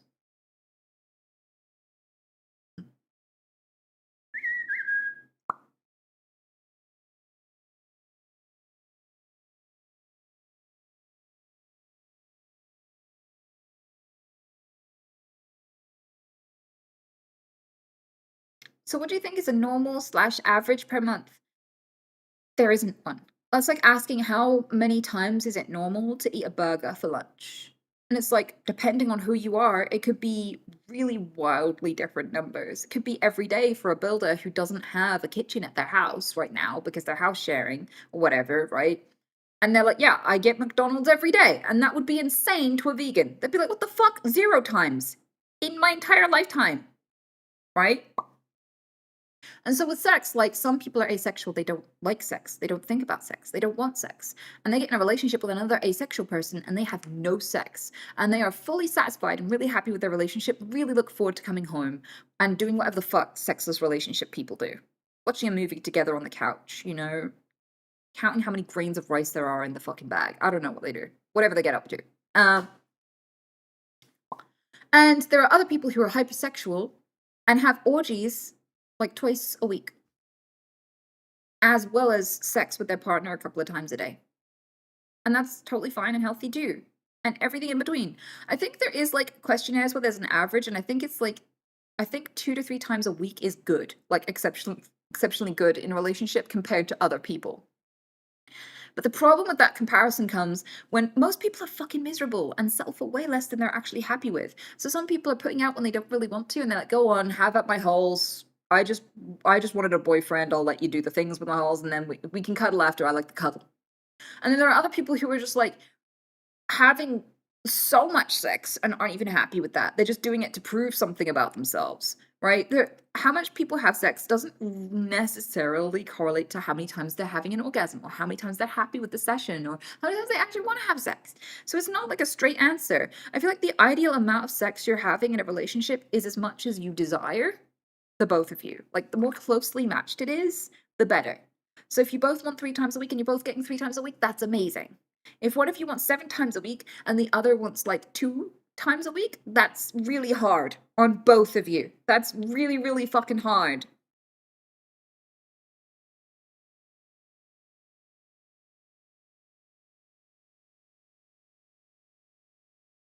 Yeah, that difference can be like a huge point of contention. It can be a real struggle.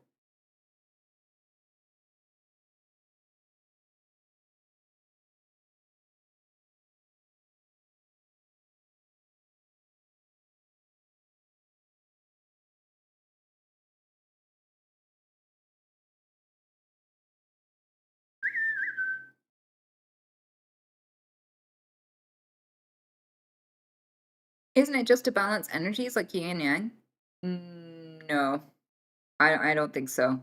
I think having someone who doesn't want sex as much and someone who wants loads of sex is not like a yin and yang situation. It's, I don't know, more like a tug of war where like there's a pit in the middle. Like, it's contentious. It's not balancing.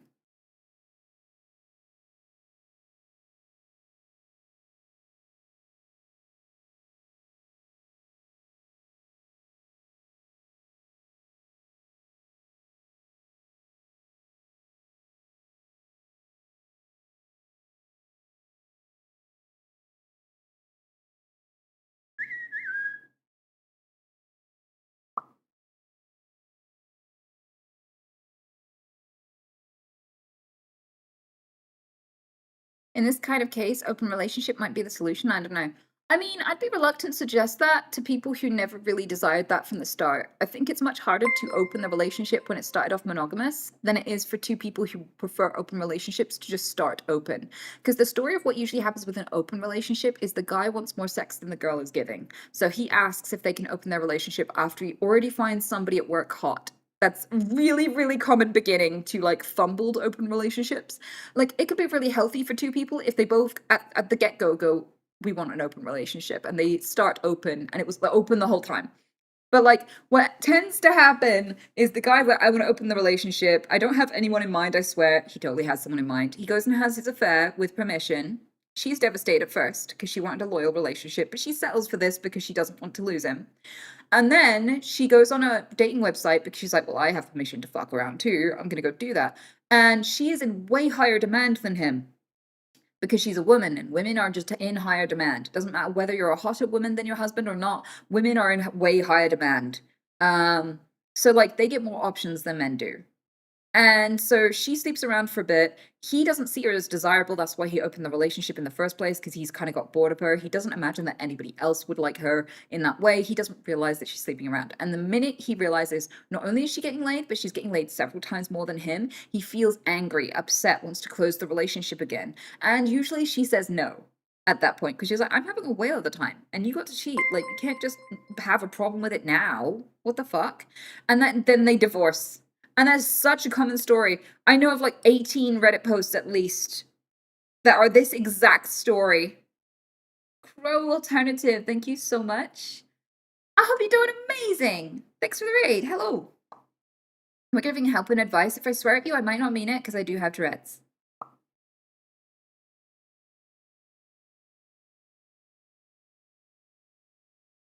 Is it advice question? Is it okay? I'd rather be single than dating someone who isn't respectful of boundaries. Yeah, I think that's a really, really, really, really, really fuck off. Really fuck off. Really, really normal thing to believe. Like, I think that's like the moral default. It's like, yeah, I want people to respect me. Otherwise, I don't want to be with them. That is like the most lukewarm take in the universe.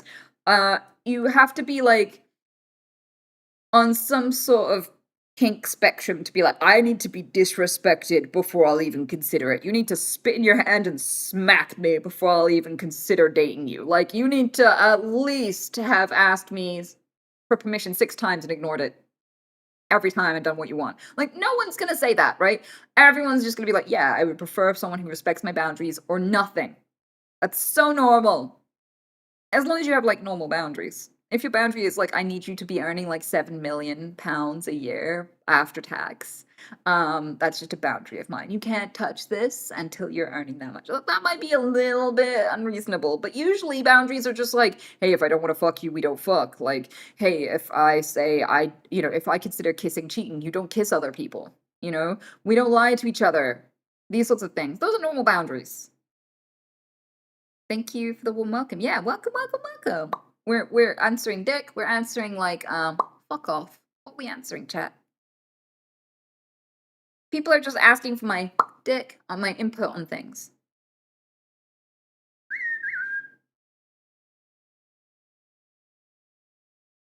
Do you have any advice for learning to express yourself better?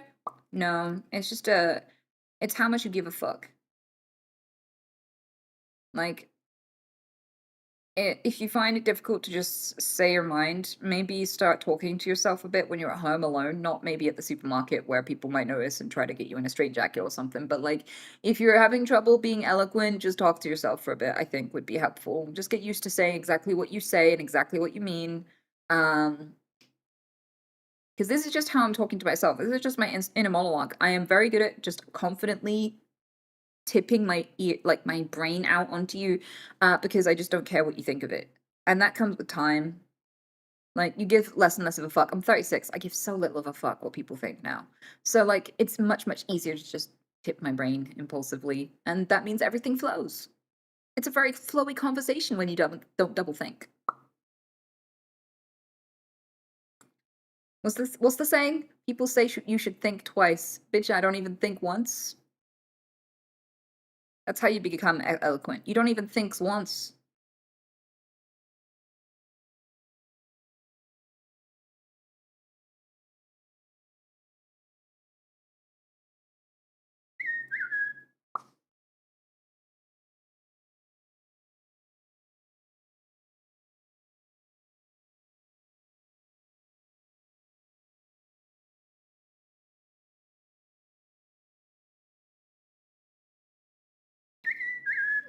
Ah.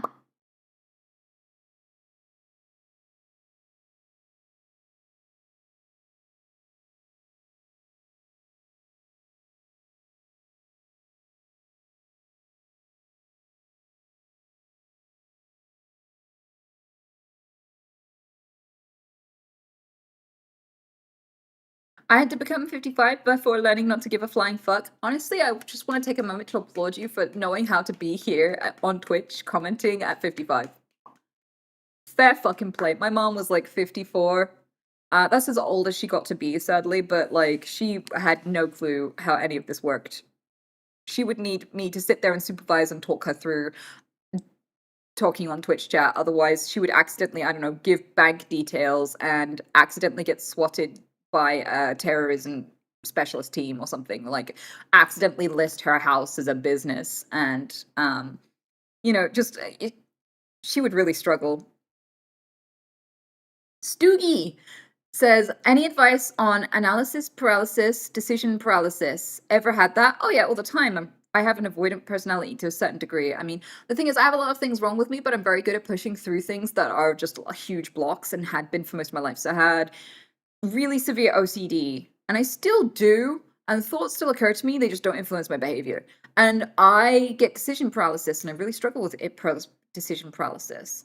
I think like what I've just ended with is I'll make the decision. If it feels uncomfortable and I keep putting it off, I will notice myself putting it off, and I will just go, right, by this hour, I will give myself a deadline and be like, by this time, whatever I'm most confident in, even if it's only a little bit confident, is what I will do, because I'm okay with being wrong. I'm okay with not making a perfect decision. And I have to tell myself that, even though I slightly don't believe it. And I'll be like, I'm okay with the fact that I can't get everything right, and that if I put this off, it's not going to make me more right. If I ask a million people for advice, that might be helpful, but if I ask for loads of advice for months and still don't have a decision, that didn't make me more right. It didn't protect me from going wrong. I think like a lot of people who get like decision paralysis lived in a situation where it was always high stakes and where their whole world fell apart because they didn't have a support network. Like if you were a kid who was not supervised and not taken care of and didn't have anyone to protect you, you knew that if you got abducted off the street, no one was coming looking for you. Or no one would even notice you went missing. So you were more cautious. You played the role of an adult should play of looking out for yourself and being aware of your surroundings, because there was no extra lives and there is no support or backup, right? If you don't figure out how to cook the potato when you're 5, you will just starve. But if you do it wrong, the house will burn down and everyone will blame you. So you have to get it right. And this is terrifying. And over time, there will be situations where you had to do things out of need and made decisions you shouldn't have had to make. And it will have gone horribly wrong because you're a fucking child, right? And in those circumstances, it will be devastating and you will be terrified of making a terrible decision ever again. And you will get decision paralysis because there are just more stakes for you than there is everyone else. And this is one of many ways you can end up being like having decision paralysis. You can just be nurtured in a situation where like everything hinges on you getting this decision right, and if you don't, you're fucked and there's no one coming to save you. And that feeling can sit with you even when it's not true anymore. And so you're like, and you just can't. Others, like, got criticized so much that they don't have any faith in themselves as well, or were punished really, really severely. Some people were micromanaged and they were never allowed to make a decision for themselves. And when they started being an adult and they had to make decisions for themselves, like even when they started in that position, their parents were still looming and punishing them for shit and catastrophizing about everything they chose.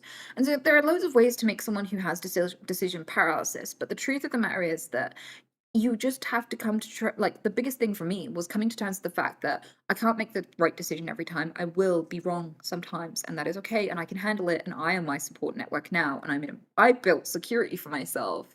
So if I make the wrong decision, I'll be fine, and it will be a distant memory. And everyone, even the most successful people, make the wrong decision every now and again. And so like I'm allowed to make wrong decisions too. If that's the only thing that's holding me back, might as well make the decision, because I know I can handle it if it goes wrong. It's fine. It going wrong is not like the worst case scenario in the world. And so I don't have to trust my decision. It might still be the wrong one. I just trust myself now. Moonlit vibing, thank you so much. I appreciate the prime. Also, a lot of people were asking me for advice, and I was like, well, I must have something sussed out if I have the vibe that, I can make good decisions for other people, then I'm surely capable of making them for myself. And I have a really confident answer for other people too, so maybe I should just apply some of those to myself then.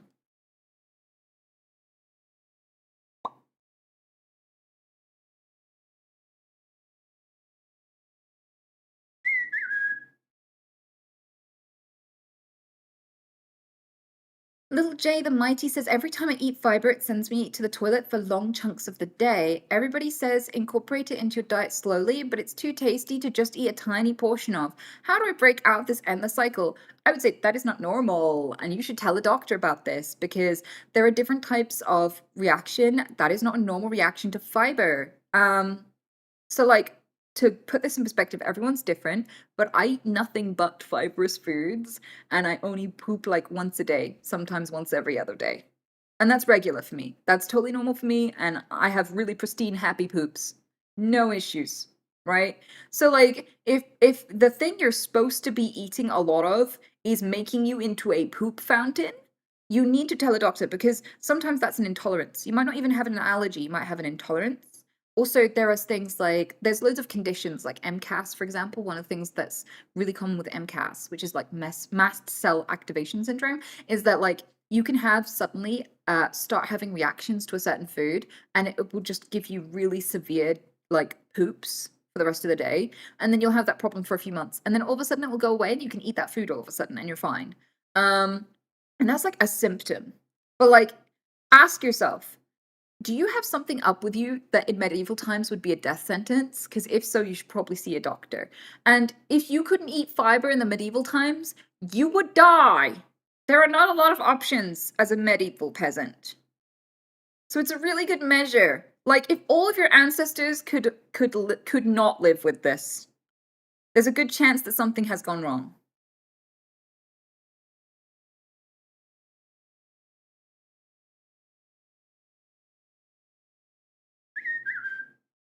Or a good hunter lol. Well, no, because if you try to live off meat alone, you die.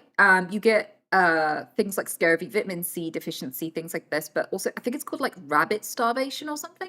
There's a kind of starvation you get from just subsisting purely off meat.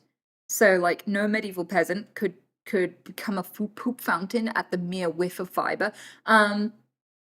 And also, we evolved from frugivorous apes. Our diet was purely fiber for most of the existence of like pre-humanity. So, like, we are more evolved to consume fiber than anything else. You're having a reaction to fiber, dude. Being a poop fountain is not normal. See a doctor. There is absolutely no reason not to.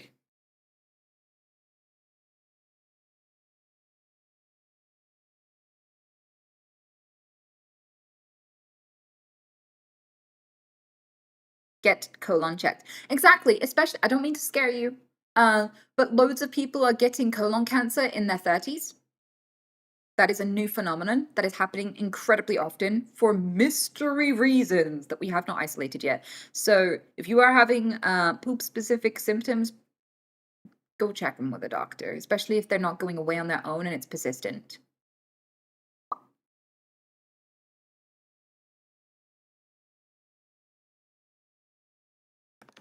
My dad has Crohn's and he can be very sensitive to fiber too. So the symptom is definitely something to talk to a doctor about. Yeah, see a doctor. I don't mean that in a mean way. I hope it turns out great and fine. The worst case scenario is they check you and you're good and you just really shouldn't eat like 70 sweet potatoes in a day. Maybe your idea of a lot of fiber is like enough to feed an elephant. Because that'd have anybody shitting just because there's a lot of food to shit. You know, that's like eating contest shits.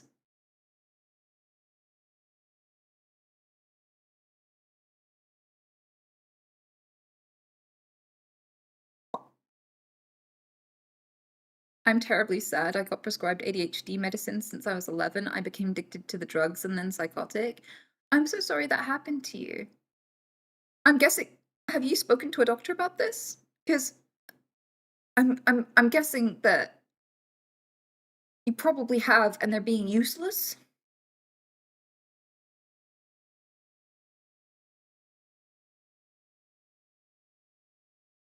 I've been put on amitriptyline for now. I hope I said that name right. I probably didn't.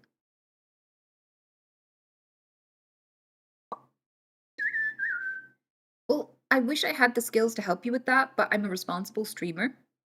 And I can't advise on medication. I don't have a medical degree. All I can do is say that sounds really fucking tough.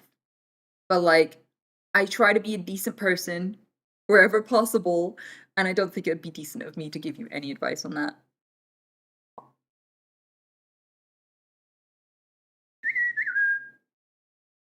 I love you. How did you deal with going out socially and with Tourette's? As I have bipolar, borderline personality disorder, and PTSD, so I keep myself in the home, but shop in the evenings when it's not so busy. So I was a wuss and I didn't spend time around people for like 4 years in a row. So basically, I was home educated. It was incredibly lonely because my mom basically wasn't there. I didn't have any friends, so I didn't speak to anyone in my day to day, and I would just sit alone in my room. And once I grew up playing with my toys, and I started like playing computer games, but couldn't afford new computer games, that became very maddening and very isolating. And I think it was doing me some physical damage, not just mental damage. So I begged to go to school. And I went to school, and my dress was really bad. And one day I got beaten unconscious and woke up with a few broken bones in the medic ward of the school I was going to that I begged my mom to send me to. I begged. And she sent me to it. I got beaten the fuck out of after about a year and had to leave because there's no point getting an education you're not going to survive to use. I didn't have a diagnosis of Tourette syndrome at the time, so I couldn't explain myself to anyone. So I was instantly enraging people, and it got more and more risky.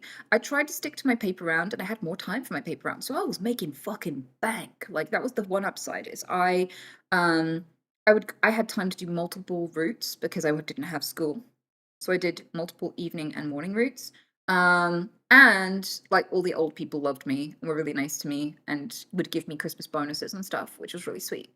Um, but like that was the only upside. People would get mad at me. The kids from my old school that I pissed off by just swearing and stuff. I started egging my house. I also I got kicked off a bus once. My mom sent me on an errand and I had to get on a bus alone, and I pinched someone on the back of the arm as a tick, and they went to speak to the driver about it because they were really mad. And whilst they were speaking to the driver about it, which made my heart rate was racing because I couldn't explain myself. I didn't even know why I did it. And then I pinched someone else whilst they were complaining at the front, and I was like, fuck. And the driver asked me to get off, and like I was lost and didn't know how to get home, so I was just trying to walk home for like hours and hours and hours in the middle of the night because the sun set and it got really dark and I was really fucking scared. It took me ages to get home.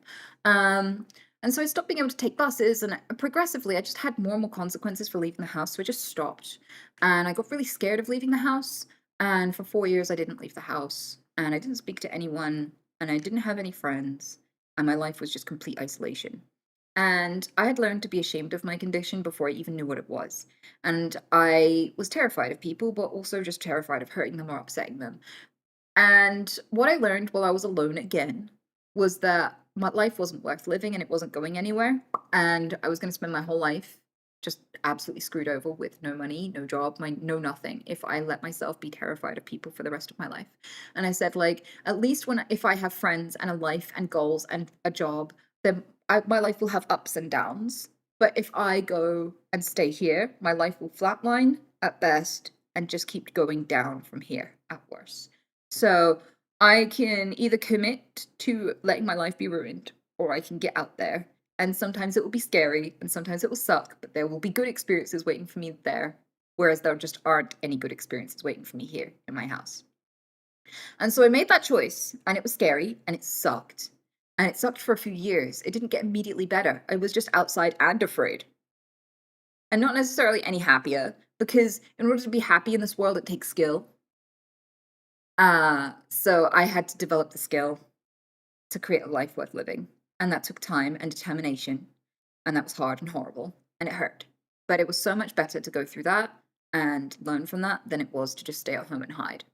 So I made the choice. And I was willing to let that choice suck for a while before I gave up on it.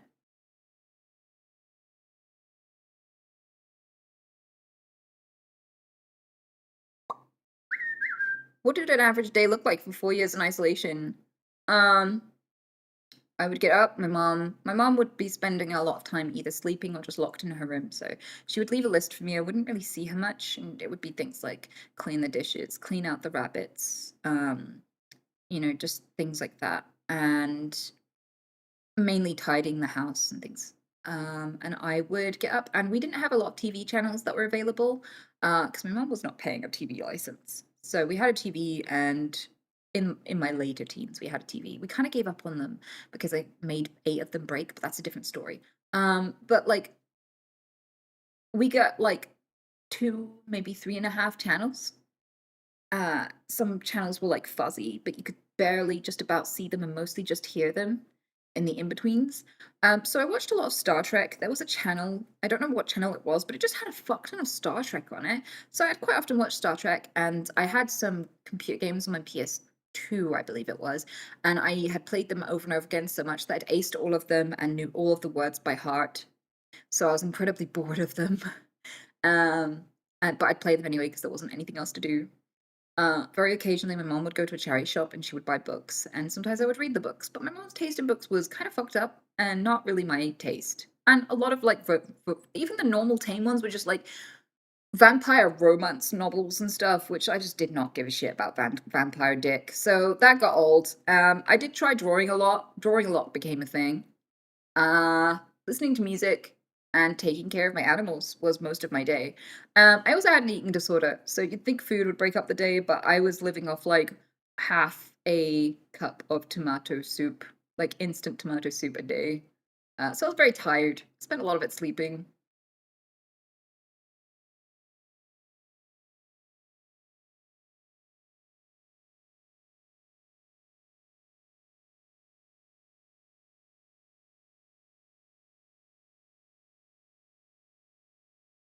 It sounded like really draining years. Yeah, but I turned out okay.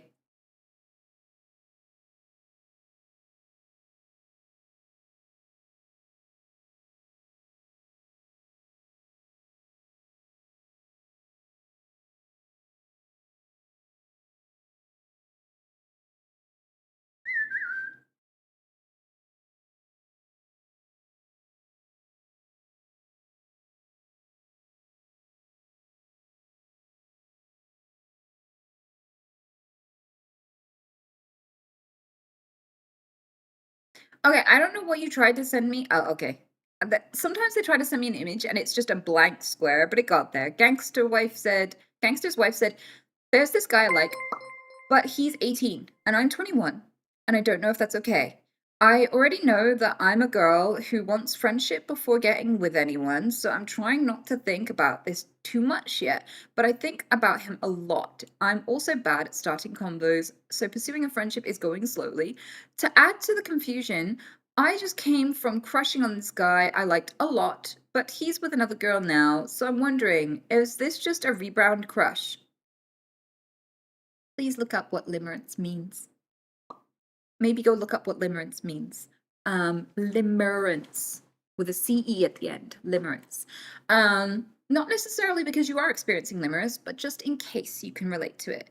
If you're moving from crush to crush, and it's usually an infatuation with someone you either barely know or barely knows you, but you can't stop thinking about them and it's preoccupying your life, and it's almost like an addiction to think about them even when you don't want to think about them anymore, that might not be a crush. So rule out limerence first, because limerence needs treatment with therapy. I'll lay that out. When it comes to the ethics of an 18-year-old and a 21-year-old, only you can decide. You know your decision. You know your situation intimately. I feel like the years are so close there that I don't think that anyone can really weigh on it except you. I don't think this is an inherently you're a creep situation.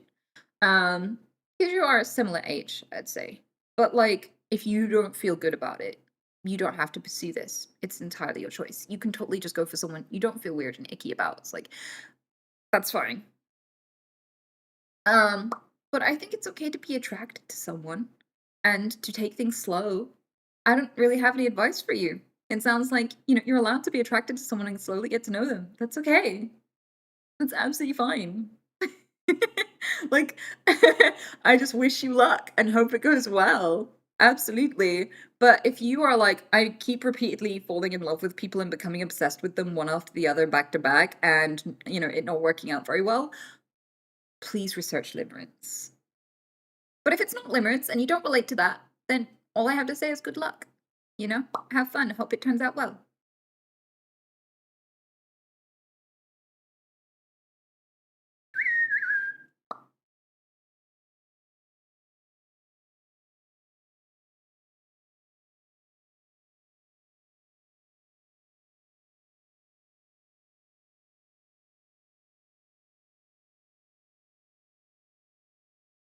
Also, I think it's good to just move on when your crush doesn't work out. So the fact that you were crushing on someone else and you just moved on is absolutely fine. And top tier good.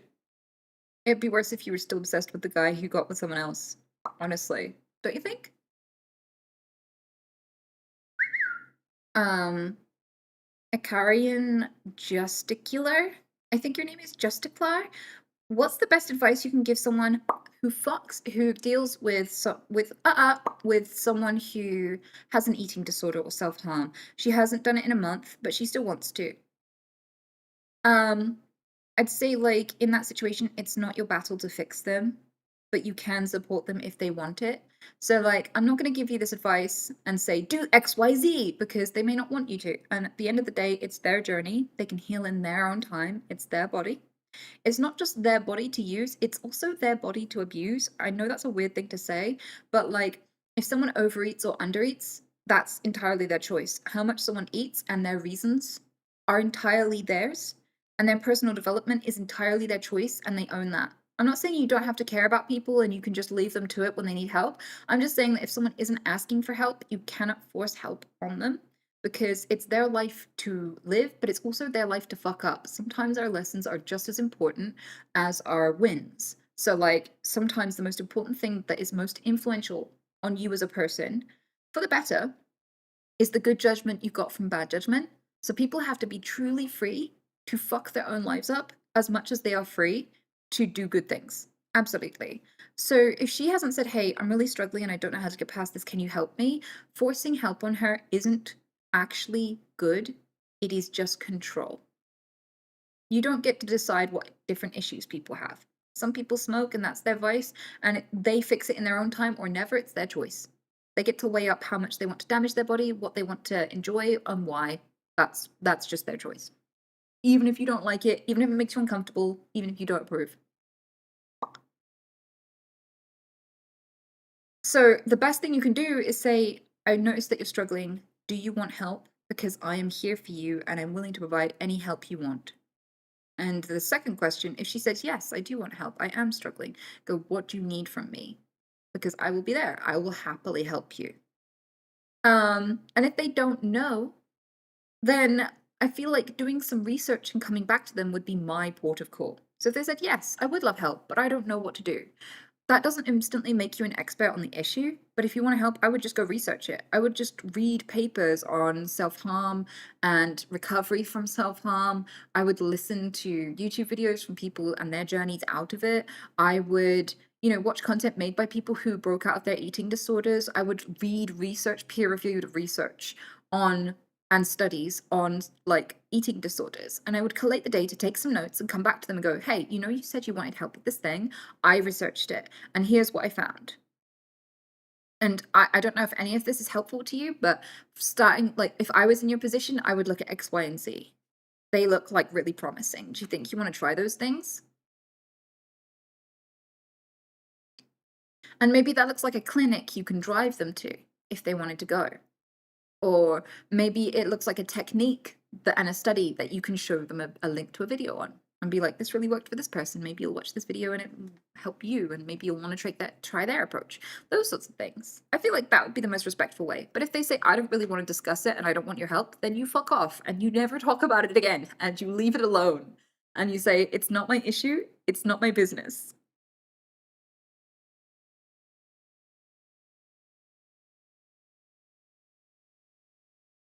Because honestly, like, having friends is really awesome. Having a support network is really awesome.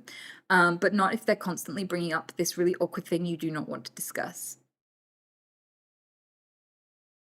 Like, I don't know, if someone had a micro penis and they were still dealing with that and they hadn't figured out their feelings and they were feeling a little bit embarrassed and ashamed, and all their friends knew, and they're like, so, how are you feeling about your penis today, John? Your tiny little penis? You know it's okay to have a tiny little penis, John? I think John would stop hanging out with them pretty quickly. And so, like, some people do not feel comfortable constantly discussing self-harm or an eating disorder, and it makes them sharply uncomfortable. And if every time they hang out with you, it's going to be a sharply uncomfortable experience, they're not really going to remember what you say. They're just going to remember how you make them feel. So, yeah, being supportive is a nuanced thing. Just bear that in mind.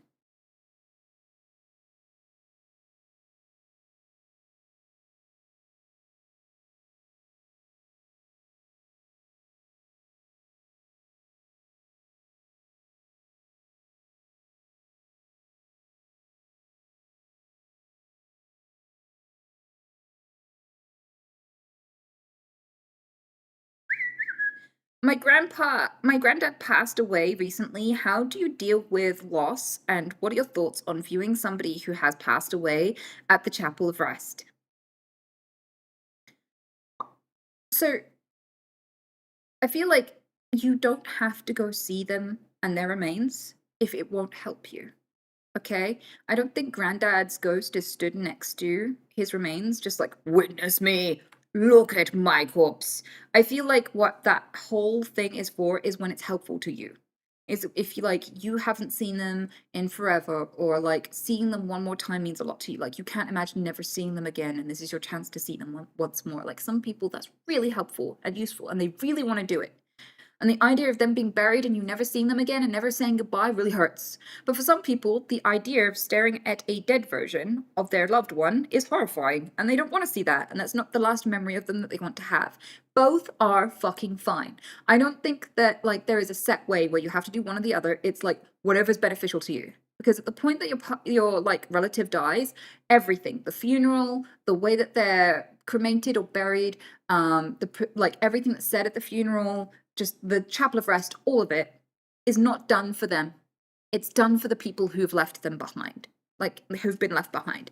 It's to help you process it. Like there is no way it helps the person who passed. It just helps you. And so with that in mind, you don't have to go, only go if it's something that you want to do. And the next thing I'll say about grieving and loss is it hurts to lose someone, and that's okay, but you abuse their memory if you grieve too hard. And by that, I mean it's totally normal to feel very, very upset about someone leaving. And I think most people would hope that people will miss them when they die. But like, if you're sat there drinking, ruining your life, spiraling, crying about it for years and years, no person is like, I hope I ruin this person's life when I die. I hope they spiral. I hope they suffer forever. You don't wish that on people you love. You hope that they'll be smiling and skipping in fields and enjoying my life and have a long and happy life, especially their grandkids. Nobody goes, I hope I fuck up my grandkids' life by dying. I hope they cry at my gravesite forever. Like, so I think it's like, I'm not going to be like, yeah, grieve, but get over it. I'm just going to say that I hope that when you're processing the loss of your loved one, that you take the time to let it suck, let it hurt for a bit, and then gradually, more and more over time, you think of the good things that came of knowing them. You think of the best things about them. You laugh at the best memories of them because that's what they would have wanted. That's what they would have wanted. They would have wanted you to be glad that you knew them. They would want you to think back with love, not devastation. And so, like, the trickiest part of grieving is being glad that it happened, not sad that it's over. You know? And it's probably the most important way to honor them and the most important way to carry on in life, because you will lose everyone until you die first. So, this is something we often learn from our grandparents first, because they're usually the first people that we lose. And they're the first people to teach us that, grief is about loving people even when it's hard. And it's especially hard to leave them to love them when they're gone. But don't use that grief to stab yourself with. Don't agonize for the rest of your life. Love them. Smile about them.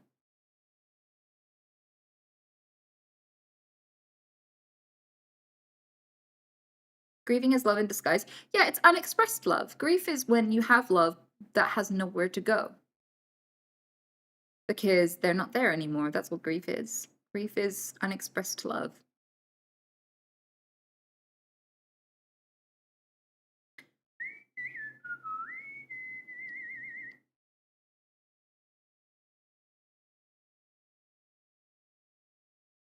Any advice for anticipatory grief of a pet? I have an old dog and it's been hard for me. I get that. I absolutely get that, especially because rabbits can live for like 15, 16 years. So, yes. They become a fixture in your life for a very, very long time. You love them deeply, and then you watch them start to go gray, and you're like, no, I'm not ready. I'm not ready for you to go. But I've done rescue work for many, many years, so I've had many, many pets that I've grown deeply, deeply attached to. I'm still sad that I lost my first ever rat. I had him for like 3 years when I was like 9, 10, 11, maybe. Like, and I still love him and miss him. And it was so sad, right? And yeah, I've had so many pets. So many. We had 200 in the house at one point. So with that, like I know what anticipatory grief is, bitch. And I'd say, Butter, fuck Butter. You I kind of have gotten to this point where it's like, I know it's gonna hurt, and I'm fine with it. I can't avoid the pain, I can't change the pain, I'm fine with it hurting one day, but I'm not gonna speed up the process and start hurting now. I'm not gonna obsess over the worst part of this when it hasn't even happened yet, because if you're grieving them when they're already here, like it's just soiling the last time you have with them. You are just creating a situation entirely. You are manufacturing a situation where it sucks that they're here. Because like it's gonna suck when they're gone, but if you're grieving them now, it also sucks while they're here. Right? And I refuse to tarnish the time I have left with my pets. I don't know how long that's gonna be. And yeah, I'm gonna cry about it. Yeah, I'm gonna be deeply sad about it when they go. When I had to have Anya put down, I knew it was gonna be time for quite a while, and I was like just waiting for her to show signs that it was time to go. I was gonna let her have as many treats and as many good days as she possibly can towards the end. And then when the time is right, we put her to sleep at the right time.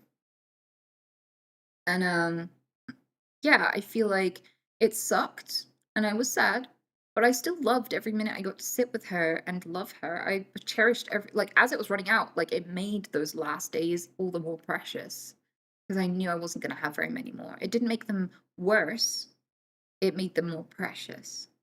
I wanted to squeeze the beauty out of every single moment, not just sit there staring at her sad. I didn't want her last memories of me to be me sitting there intermittently crying and staring at her with a miserable face. So I loved every last minute for her as much as for me.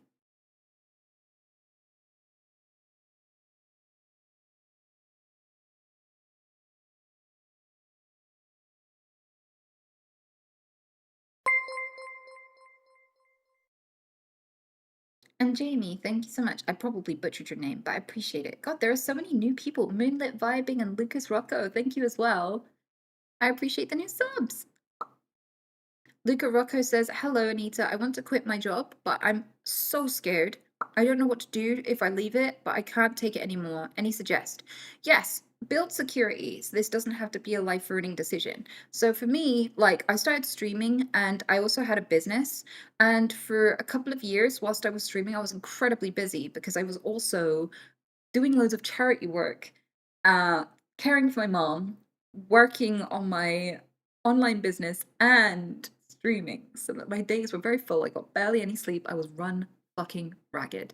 And the reason I did that though was because I did not feel secure that streaming would be something that would be a long-term life choice for me.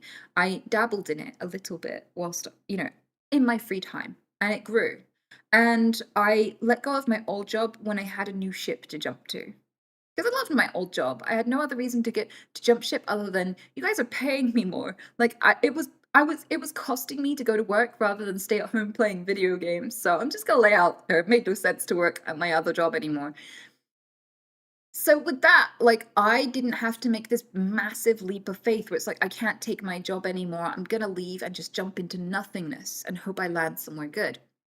What I did was I transitioned. So I found something else or I started applying, and then I moved to something new when I was safe and I felt secure.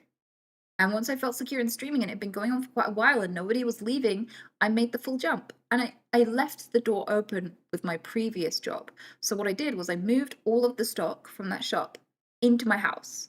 And it's all in boxes, which I could just instantly unpack and start again if I needed to, straight away. So I can go back. And this is the ultimate form of security. You don't have to just quit and jump blindly into potential ruin. You can transition jobs. And for me, like if I was employed by someone, I would like take night classes to get an extra qualification, or I would just start applying to other jobs. whilst I was already employed, so that I could quit and give my month's notice when I already had another job waiting for me. And that way you feel secure. You're still making the choice you want to do, you're still leaving, but you get to leave in the most secure possible way. Because you're going to have to go through a period of applying for a new job anyway. So why not just do that while you're employed?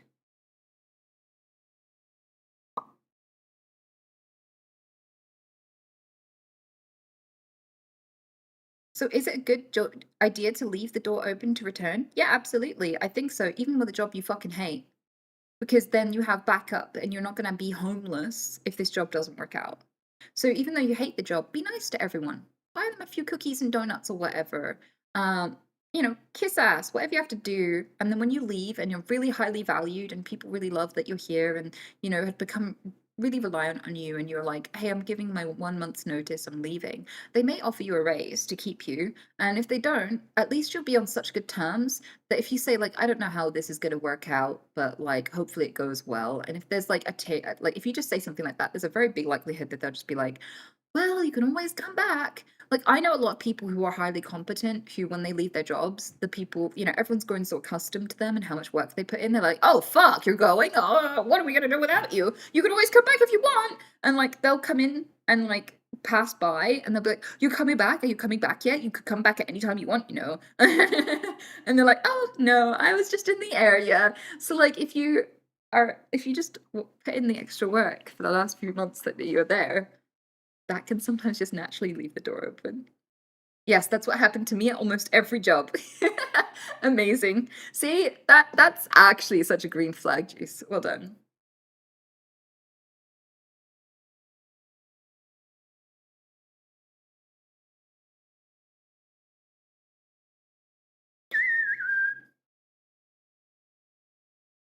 Hey, Anita, less advice, more highbrow stuff. But what is your approach to finding happiness and how did you find it?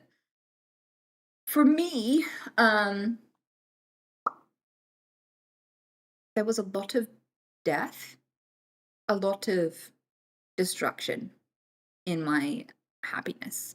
So I had to destroy old patterns. A lot of what happiness is not how much you have or how much security you have or how much safety you have. A lot of the things that you grope for in the dark that you reach for all the time and without them you feel very unhappy, you realize when you get them, they don't actually make you happy. And you can be miserable while rich. You can be miserable while secure. You can be miserable while in a relationship. You can be miserable while popular. You can be miserable while having friends. You can achieve your dream and still be miserable. These things are great to do in life and they can give you a lot of satisfaction and happiness sometimes. But truthfully, like, happiness is about being glad to be here and glad to experience anything. So for me, there were several things that led me there. And I've been happy for a long time. I used to be depressed. I used to be depressed for a very long time. Most of my life was depressed. And then I haven't been depressed for at least the last 10 years now. And I don't think it's coming back. And one of the things is happiness is the rarest thing in the universe. I think that's not just like an observation, it's a philosophy of mine. Like, life is rare, incredibly rare. Happiness is even rarer. So every time you're happy, you don't need to justify it to anyone. You don't need to pay it off. You don't need to feel guilty about the games you play and the time you waste not being productive. You don't have to produce to be happy, and you need to stop guilting yourself out of doing the things that you love. And you need to set time for the things that you actually love doing in life, because that's the whole point of existing. So if you wait to do all of the hard work first and you never have any time for any joy, you need to invert that. You need to do the joy while you have the energy first, and then do the hard work with the rest of your day. You need to be setting aside a timed amount of time. If you're guilting yourself out of doing the shit you should, do a timed hour or two each day of the thing that you love doing in life. So you get to live a life every day that you're not throwing away your fucking existence.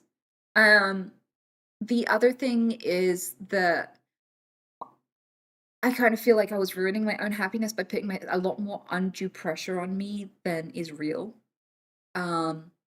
To get everything right, to make the right decisions, to say the perfect thing, to have the friends, the money, all the rest of it, not because of my, I don't know, not because I needed it, but because I felt like I should. I felt like I just should. and that I'm a failure if I don't. And it was destroying conversations. It was destroying my, not, it wasn't ruining my friendships in that nobody was leaving me, but I wasn't enjoying my friendships.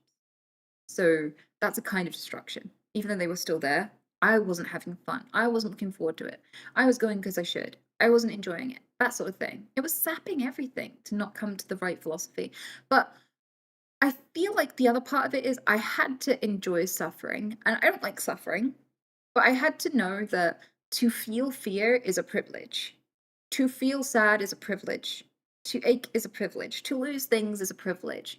Because most of the universe is dead matter. Most of the drifting bits of vitamin and mineral and blah, blah, blah, all the building blocks of life never get to be life. And there are a billion other people who could have been born instead of me. There are a billion other timelines where other people could have been made instead of me. My parents could have gotten pregnant a year later, and it would have been a different sperm, a different egg, a different person. You know? There are many billions of different configurations of DNA that could be here instead of me, but I am here. It was me. The chances of me existing are small. The chances of me existing exactly like this are even smaller. It is infinitesimally unlikely that I would ever exist. And so all experiences on the spectrum, from good to bad, are worth experiencing. Just to know a day is shit is to have a day. And that's so much more than anything in the universe ever gets to have.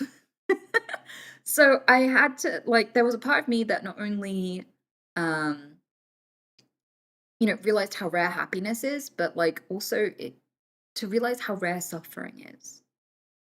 And then even from there, I used to feel really miserable and I used to be like, everything is shit and pointless and hard unnecessarily, and I don't think it's worth it. And I look at it now and I'm just like, to even know how to disapprove of my day, even if it's a day that sucks, is amazing. And I mean, to some level, we know that because we do things like we take roller coaster rides, even though we know they're scary, because we want to be scared for fun. We watch sad movies that are devastating because we find it entertaining to be sad sometimes. Like we know the full spectrum of experience is worth experiencing because we'll pay to be sad or scared or in pain sometimes, So we know these feelings are worth feeling. We know. And so like, I'm not like, yay, my foot hurts. But like, I do know that it is a privilege to have an aching foot, or to even have a foot at all. So I can only be so mad about it. I'm like, yeah, my foot does hurt, and I don't like that my foot hurts. But, it's good to know that my foot hurts. It's good to have a foot to hurt. And I think that gratefulness isn't about guilt. I think if you try to guilt yourself into enjoying life, your life will still suck and you won't actually be any happier. So if you sit there and try to eat your meal to the fullest and you try to finish every last bite, even though it's starting to hurt to cram the last bites into your mouth, and now it's starting to taste sickly because your body is sending you signals that you should probably stop eating, and you're eating every last bite like, no, there are starving kids in Africa, yum, yum, yum, and they'd appreciate it if I got fat, right? Like, in that situation, I don't think the guilt of starving kids in Africa is going to make you enjoy your meal more. When you're done, you're done. And so, like, when people are like, I keep living because I don't want to make my parents sad, or like, I keep living and I appreciate life even though it's hard because other people have harder, I think that is just guilt. I don't think that's actually motivational. I don't think that's making your life better. I think you're just coping with your sadness by adding a double helping of guilt on top. And it doesn't work. Those people are still miserable. It's not real. So the way I see it is I don't compare it to others and go, well, I'm not allowed to suffer because I'm not allowed to complain because somebody else is burning to death right now. And they're the only person on the planet who's allowed to complain because the rest of us have it better than somebody else in the world. Because that's just insane. That doesn't make me happy. But I do feel like knowing that suffering is what creates the beauty in life is a great way to handle suffering, and to know it's inevitable and you will go through it, but it will be worth it. And the way that I see it, like, brain organoids taught me this in a big way. So we've learned how to keep human brains alive in a petri dish, and use them for computational uses. Like, we can enslave little brains. They're called organoids, and they die if you don't give them experiences that vary from good to bad. If they don't suffer, the brain disintegrates. They have to have some level of good experience and bad experiences, like the Matrix. In the Matrix, the robots that enslaved humanity and started using them and harvesting them, when they first made a virtual reality for their brains, they keep everyone in a coma. And while they're in that coma, they used to give them like a completely humane life that was joyous and had no suffering whatsoever. And it was like a sickness. It killed all of their batch. So they had to reinvent the Matrix, this delusion that everyone collectively has. They reinvented the Matrix so that people had suffering because they had to. They had to create a cruel world for the humans to survive. They needed it. And it's so weird that the Matrix, a movie, predicted that long before we scientifically confirmed it. But it's true. If you don't have negative experiences, your brain will just shut itself down. It needs them. It needs them as much as the good shit. And so with that, I sit here and I'm like, yeah, suffering is a part of the bargain, part of the deal. And I am grateful for the ability to taste food, play games, talk, have fun, smile, laugh, share my life with people. So grateful for all of that. Abso-fucking-lutely. And I've decided that it is worth having bad days for. I have decided that it's worth knowing that inevitably some things will suck. And I know that that flavor of existence, the negative stuff, that flavor of existence is worth tasting and a privilege, and I'm happy to be here for all of it. And I don't need it to be perfect for it to be worthwhile. And I'm not sat here terrified waiting for the next bad thing to happen. I know it will, and I know I'll be fine, just like every time. And the only time it won't be fine is when I die, when something is so bad that I die, and I won't have to endure that. Like, then I'll be dead. So, like, I won't have to worry about it. So at the end of the day, I'm fine. I'm very, very relaxed. I'm very, very grateful. Very happy to be here. I'm not trying to control it.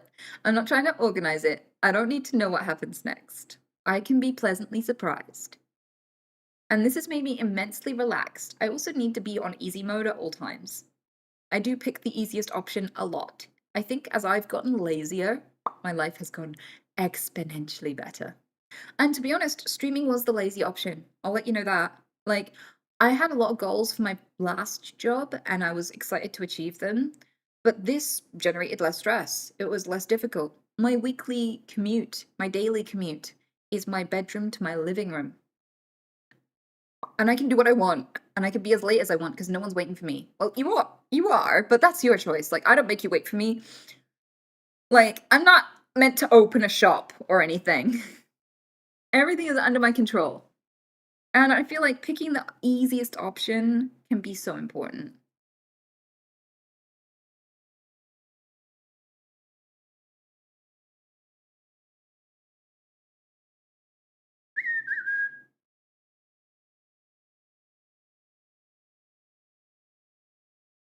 Mother Nature chooses the easy option, so should you. Also, the thing that just comes the most naturally to you is probably what you're supposed to be doing.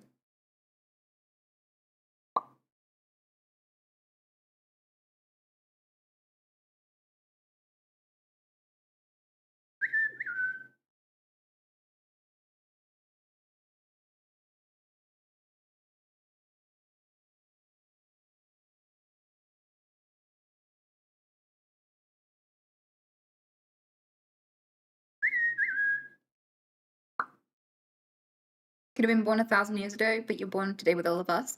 I think about that all the time because if I had Tourette's 1,000 years ago, I'd probably be fucking dead. But like, I get to exist at exactly the right time to be happy, safe, and enjoy my life and get to have friends. That's fantastic.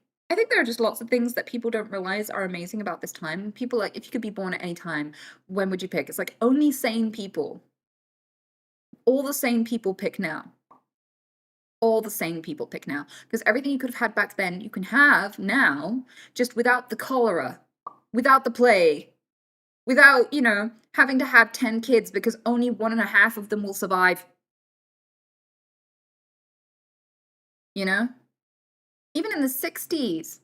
Like, you could enjoy all the same music and shit now, just without the lead poisoning. Are you kidding me?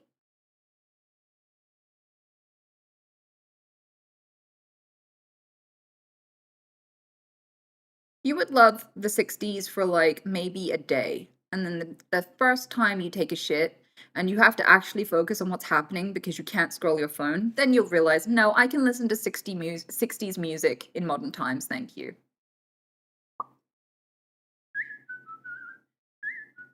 Do you know how many diseases and illnesses women had were called just hysteria?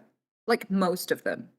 You couldn't risk going to the doctor because they might think you're crazy and either lobotomize you or give you drugs about it. Drugs that drive you insane. There isn't another time. There isn't another better time. There just isn't. True, actually, true. I know. And the funniest thing about that is, like, even if you just want to go into a cabin in the woods and not have any bills and not have anyone, no job, no nothing, you can do that. You can do that now. And the benefit of doing that now is you can still just keep a phone charged in case there's emergency. Because if you did that 1,000 years ago, you could break your leg in the woods and get eaten alive by a bear.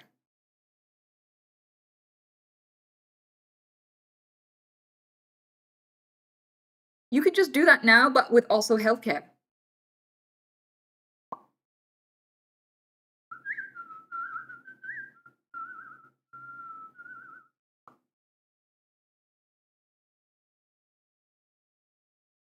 Hi, sorry, weirdly I have a crush on two girls. What do I do?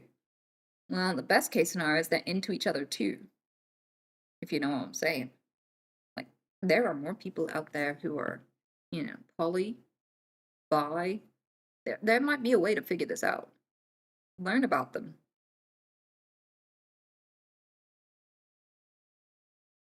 They are bi. This keeps getting better and better. Hang out with both of them together. See if they start liking each other. See if you all start flirting with each other.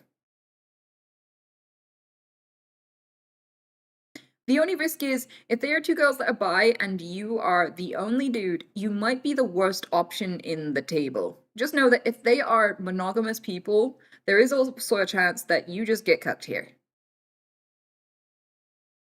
But if you're ready to handle that maturely, might be time to invite them both out for drinks.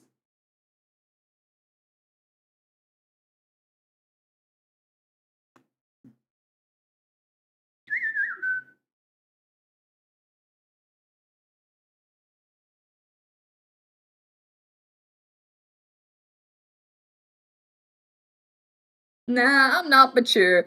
I don't know that trying to wrangle a happy ecosystem with two women at once is something you have to be mature for that shit. I'm afraid. I would, if you're not very mature yet, I would just stick with do a coin toss. Pick one. And in that situation, if when you see which one it is, you feel disappointed, that's also an answer. So it's like, oh, heads, that's Shirley. Nah, then maybe the option isn't Shirley. But if you go heads, Shirley, and you're happy with Shirley, you're happy with never speaking to Amy ever again, or just not indulging that and not thinking about it, just focus on one.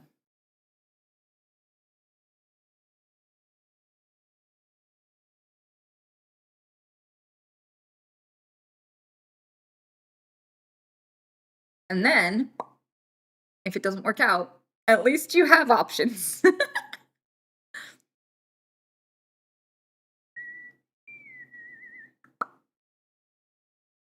Little J the Mighty says, tips for making friends as an adult. I moved a lot as a kid. Phone numbers were lost and names were forgotten. The depth of connection I built became weaker. Fast forward to adulthood. Depression made my one and only friend feel neglected, and she ended the friendship.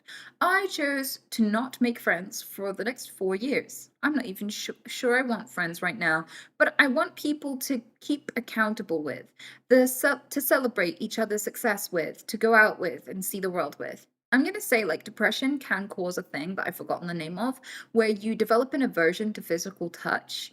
If you go long enough in isolation and you haven't touched people for a while, even though it's a human need, you develop an aversion to it, and it has a psychological name. You become scared of physical touch. So, like, there may be some psychological mechanisms at play, and it might not just be entirely your own preference or reasoning. So, I think, like, it's worth making connections with people and having friendships, if you desire it, and it sounds like you do. I don't think you're in solitude. You sound lonely. Solitude is when you're voluntarily on your own. Solitary is when you're alone against your will. So, like, when you wish you weren't. And I think if you were truly happy alone, you wouldn't be on your cock, you wouldn't you wouldn't be asking me this question. I think that's your first clue that you need to make some friends, dude. And I think the second is that even though you're telling yourself on the one hand, I'm not even sure I want friends, you just listed all the reasons why you want friends. You just listed a lot of reasons why you want friends, all separate ones too. So, dude, you are lonely, and that's okay. I think everybody goes through a lonely phase at some point or another in their life, and that is totally fine.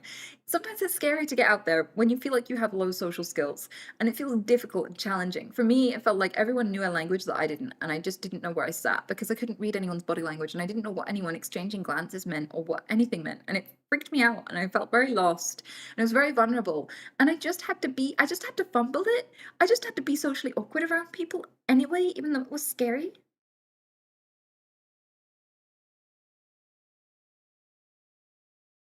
Yeah. And like eventually you develop the skills and like people will be friends with you when you're socially awkward too. People will be friends with you even if you're shit at conversation. People will be friends with you even if you're boring. Boring people could still have friends. All the excuses you're making why people won't want you are not actually true. People aren't that fussy. There will be people who are also boring who will happily do boring things with you if you're boring. There are people with social anxiety who will happily just freak out and be socially awkward with you and you can just be scared of each other together. Like, you don't have to perfect anything. You don't have to be great at anything. You don't have to be popular, you know? So just throw yourself out there because you are. That you are lonely. And it's okay to acknowledge that.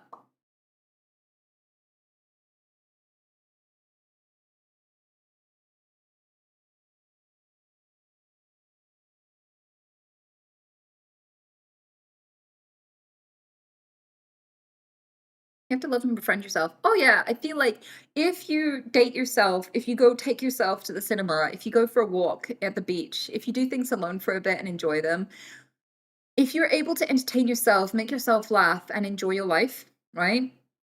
I feel like it becomes easier to make friends with other people because if you look fucking miserable, people go, "Oh, you look miserable. I haven't been miserable in a while. Let's go hang out with that miserable guy." No one thinks that. If you're loving life and you feel confident, happy, secure, relaxed, people are like, "Oh, yeah, I want to feel confident, happy, secure, relaxed. I want to, you look like you're having fun. I want to have fun." And so, like, people are naturally attracted to you, not just in a sexy way, but also in a friendship way. People gravitate more towards happy people. So if you can please yourself and make yourself happy and content and have an interesting life before you go out and make friends, that is a bonus. You don't have to have all that figured out when you start making friends though. You can hate yourself, you can have insecurities, you can not have anything figured out and still make plenty of friends.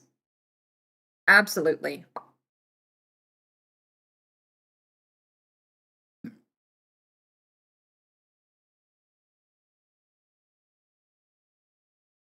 Chase myself around the house, a little play hard to get. I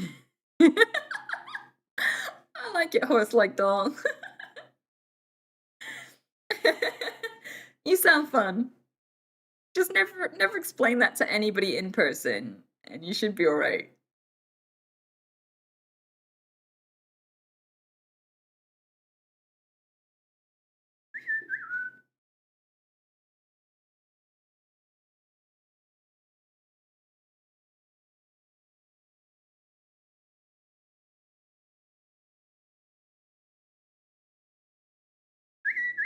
Love you.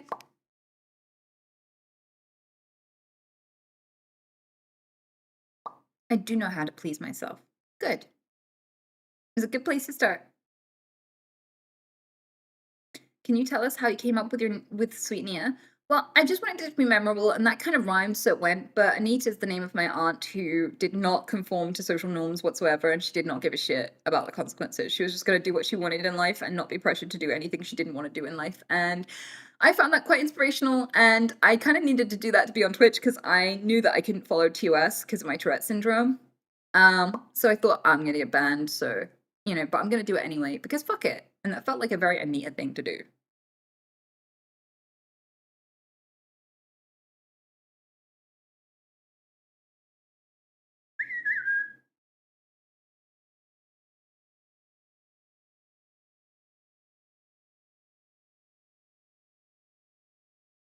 Pete is really, really pestering me. He's like, please love me. Bitch!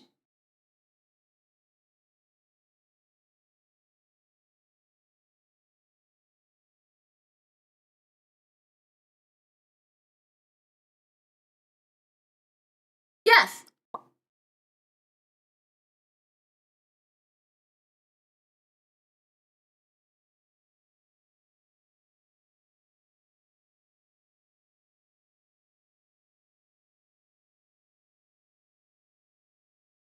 How did you deal with your Tourette's for schoolwork? I didn't. I didn't have a diagnosis. I kept getting suspended and in trouble at school, and my mom and dad kept moving around and moving me between them, and they lived in different towns. So none of this really helped me to get an education formally, and I was mostly home educated. I did about a year in total of formal education spread across different schools, spotted across my life, but totally a year isn't much. You meant to spend many years in formal education, and then all of a sudden at like 16, I went to university out of the blue and I did a degree. And I was getting a higher degree, but I had to stop. So I only have my degree.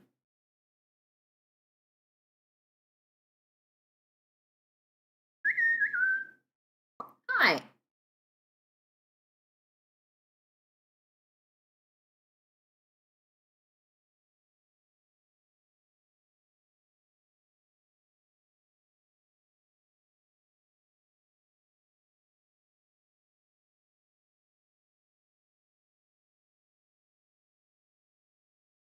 Are you plugging my Discord? Or is that just an Autobot? I probably should know how my stream works. The bot just does it. That's cool. How is it that I've been here like 8, 9 years and I've only just noticed?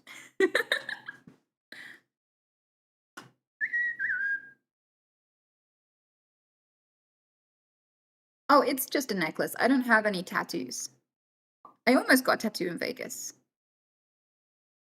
Probably the worst time and place to get tattooed, to be honest. Lazy in Spirit says, how do I stop procrastinating unpleasant tasks?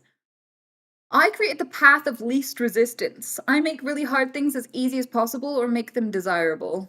There are loads of different ways, and you can use different ways for different things. For example, if you have ADHD problems, creating a deadline can make you go into deadline mode. We usually don't do anything all day, and then like a few minutes before the deadline, start working on the thing, right? And if that's you, then have a friend, make an agreement with a friend and be like, about once a week, I need you to drop by and say, hey, I'll be there in like 30 minutes. Because I will rush and do more cleaning in that 30 minutes than I will for the rest of the week. Or like picking a timer and going, I don't have to do everything, but I'm going to do 20 minutes worth. And 20 minutes worth tends to be more time than I actually thought it would take to do the whole thing. So I'm like, I don't need to clean the whole kitchen, but as long as I can do 20 minutes worth, put some music on, 20-minute timer, and I get the whole thing done. I'm like, fuck me, that was so easy. Why was I putting it off? Also, I tend to procrastinate things I really don't want to do. So I've based my life around the things that I really do want to do.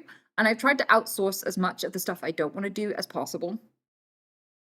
Because I am very motivated and I can get a fuck ton done. I just have to want to do it. So I can become incredibly productive if I base it around things I really want to do. Also, if I have to resist doing more appealing things, I will make those hard to access. There are things like you can get apps that lock out social media for a certain amount of hours, so you can't scroll on your phone instead of getting the things done you need to do. So maybe like the first hour that you come home before you really settle down, you can't go on any of the socials, your phone has locked them. So you have to clean up and do your chores before. And that way they get done and you can fully relax in the evening. Things like this. There's also the Pomodoro technique. There's a Pomodoro website and it has like a timer, 20 minutes, and you do things. And then when it's over, you can give yourself a 5 or a 15-minute break and it will count that down. And once that break is over, you go back to another 20 minutes of work and it breaks it up and it gives you a small rest between to do the thing that you want to do, you know? So when I was working on my shop, like I would play like 1 or 2 games of Overwatch and then I would go back to sorting my stuff. Or I would count stock and package it whilst watching a movie, you know? And I would make the things that I don't like doing fun and the things that I need to do, you know, the things that I don't want to do, I would make them hard to do and easy to resist. Like, I need to stop eating so much junk. So I stopped buying it, and if it's not in the house. I'm lazy. I'm not gonna get dressed, put my makeup on, brush my hair, go all the way out to the shop just for a chocolate bar. That's a massive barrier. Really want the chocolate bar? Not that bad.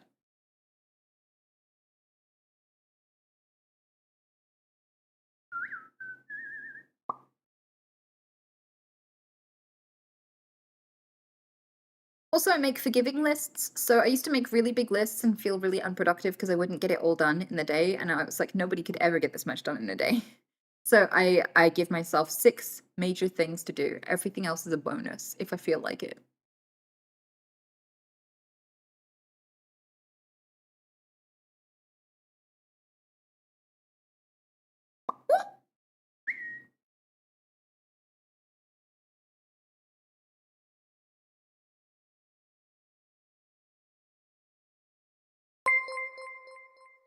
Ah, thank you, Sunny. Nudge Fund. Really glad that this fund can still continue on and assist those who just need some help at times. Thank you. Henry and Oliver fan says, not sure if it's necessarily the sort of stuff you may be answering, but what would you say to the best in person method of asking your crush out? I've honestly barely had any experience in that regard and don't want to come across in the wrong way if I screw it up. I feel like be accepting of the fact that they might say no. They don't have to be attracted to you. Don't be angry or upset if they don't. Decide how you're going to react in advance if they say no. Like, if somebody you weren't attracted to came and hit on you and asked you out and you said no, how would you want them to behave? You know?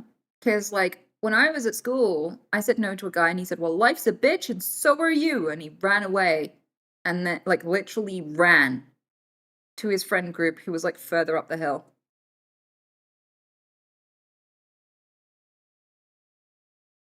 Yeah, we were 11. Don't do that. I'm gonna say the way that I ask a crush out is I wait to get to know them and I spend time with them and I flirt with them a little bit. And then if they flirt back and then I flirt back a little bit more and they flirt back little bit more, you slowly escalate this till it's very undeniable you both like each other. But you haven't acknowledged it or said it out loud yet. And at that point, I think you're pretty in the clear to say, can I take you out for dinner sometime as a date? You know, would you like to come out and do this cool thing with me? Just you and I. These sorts of things.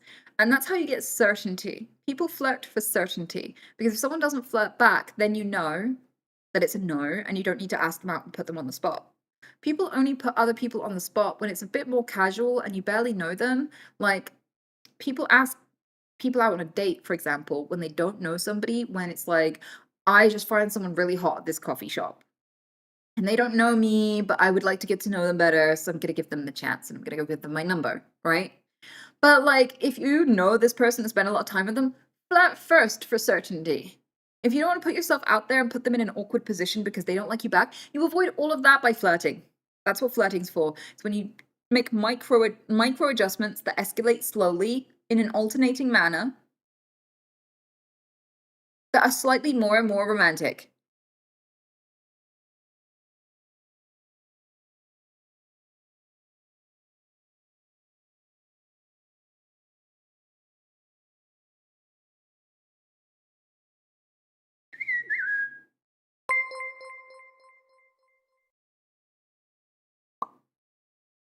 Wow, that's a big message. Thank you so much for the prime. I don't have my glasses in. What the fuck does that say?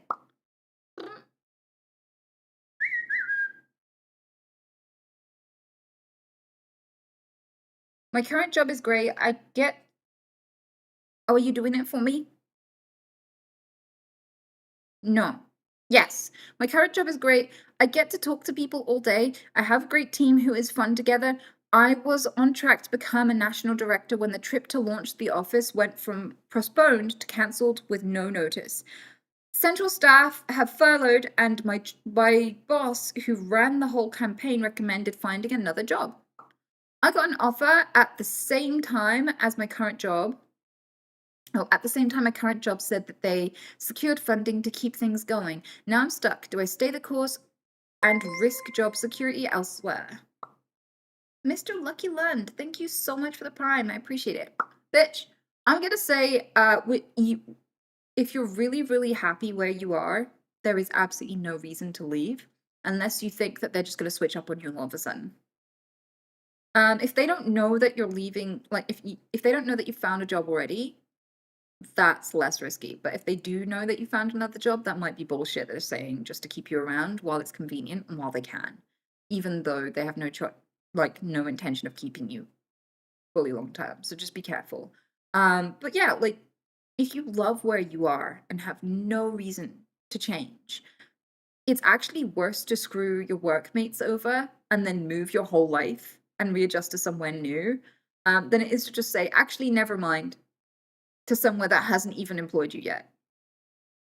Would be my take. Because chances are they considered many people for the job, so they can just go, okay, and just ask their second choice. So you haven't screwed that company over or done anything wrong. And you love where you are. And you're happy where you are. So to me, it sounds like if there's no reason to jump ship, why bother?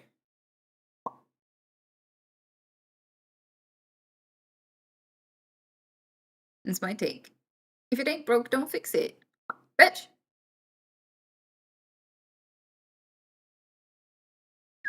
I feel stuck. I'm living in a country going through very difficult economic conditions and the cost of living is high. I've tried many times to improve my situation, but I can't seem to get started or make real progress in life, even when I work.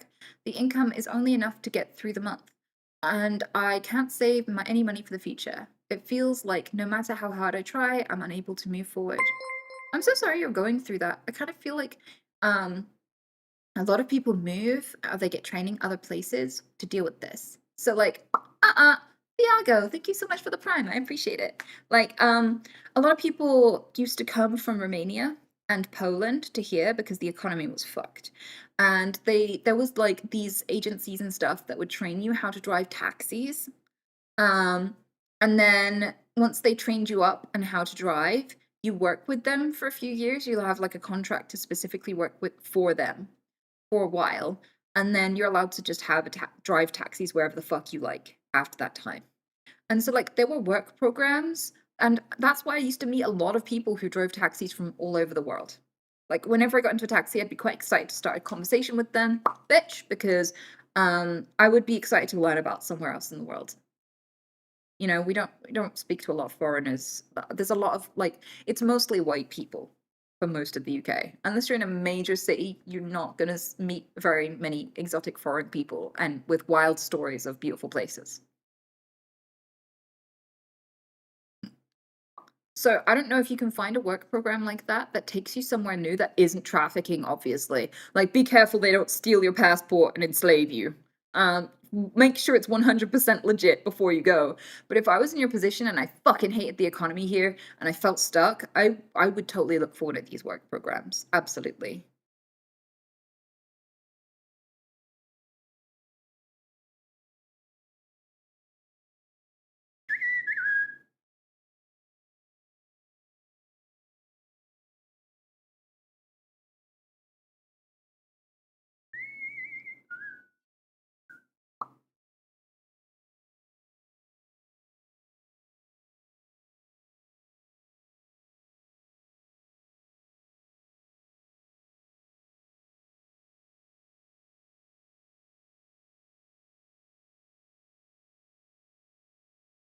Recently rescued from a remote area after growing up there my whole life. How do I get used to new normal civilization? Just with time. Just with time. Digest it at your own pace.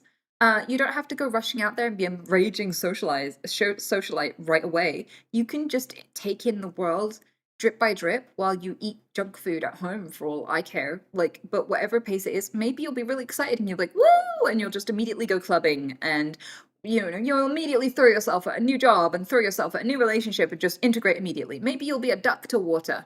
Fuck off, but dick off, but maybe if it's a bit overwhelming, you're allowed to just take it slow and nibble at this whole civilization malarkey instead of just throwing yourself 100% in and swallowing the whole thing.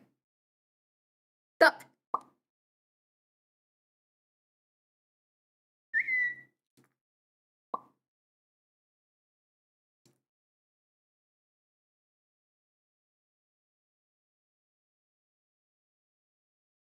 Wow, that's an absolutely crazy, it's insane lore you've got there, small snare.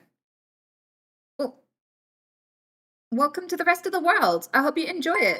I went to my first club the other night and it was a good step. I hope you had fun. Thanks, Junebug. Oh my god, that's so much money. Thank you. Afternoon, beautiful. How you feeling today? Pretty good. Thanks for asking. If you're dating someone new, you'll like each other a lot, but one has underlying grief which makes them numb at times. Would you deal or go? It depends on how much the numb grief like affects me. So like if they're having a day or two where they just feel bleh, I'm fine with being there for them. You know, there are going to be times in the future where I struggle with something.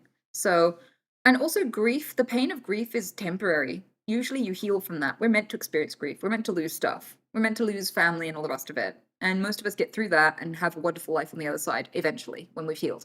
So, like, I feel like grief is temporary, but finding deep, resounding, awesome love that is where you have mutual chemistry and everything's going amazing, that's incredibly fucking rare.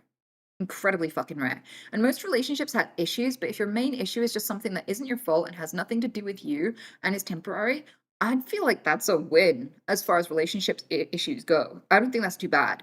But if this is like this kind of numb grief is manifesting as like abusive, upsetting behavior that you don't want to deal with, I think that it's important to remember that people who love you shouldn't need to be having a good day to treat you with respect. So if the grief is leading to hitting you, ignoring you, like neglecting you in really profound ways, like they don't have to be lovey-dovey all the time, even when they're feeling shit. I think that if you have a partner and they just want to go lie in bed all day because they're upset, I think that's fine for people to have a day or two like that every now and again. I think that's fine. But like, yeah, if they need to be having a good day or in a good mood to treat you the way you deserve, that's a red flag and you should leave immediately because I can grieve and still respect people. I can be upset and still treat people like human beings. I'm not going to abuse anyone if I had a bad day.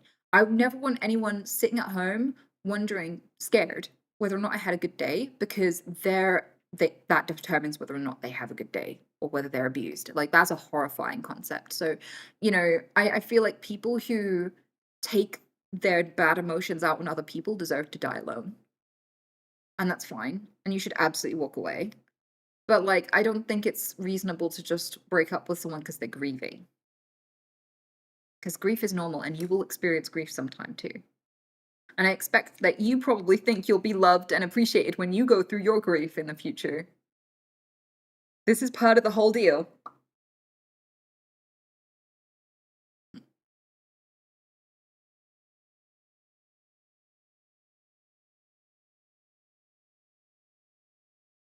Bitch!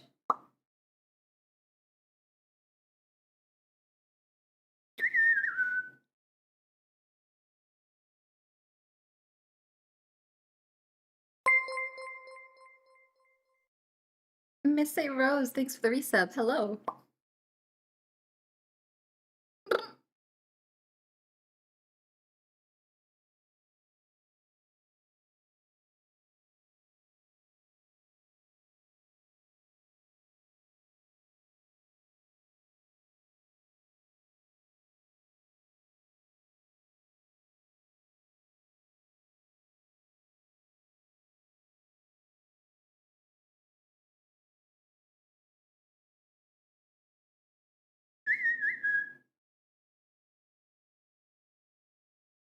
Are you excited about any upcoming games? Not at the moment. I'm struggling to find enough time to play in the games that I do love, to be honest with you. There are more games than I'll ever get around to playing in a lifetime. I think my biggest issue is too many are coming out too fast. It wasn't like this when I was young. Like there were only a few different types of games. It was so easy to play so many more of them because they were far more spaced apart. It's like you have no chin. Yeah, I'm fucking British. British people don't have much chin. It's a distinctive feature.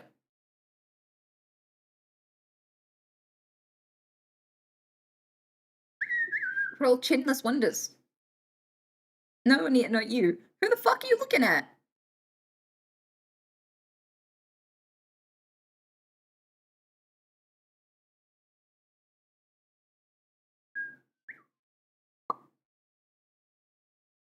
Chinless wonders, LMFAO. We are! Like, look at British men, especially. They have no fucking chin. They're all overcompensating with beards. They're chinless. And then you go over to America, and they're like, you know, the crimson chin from fucking Fairly Odd Parents? Just like massive, with a butt cleave between it. That they can lose things in. They got a ravine. They could take someone out with that thing. Yeah, Americans have big chins. But we ain't got no chin over here.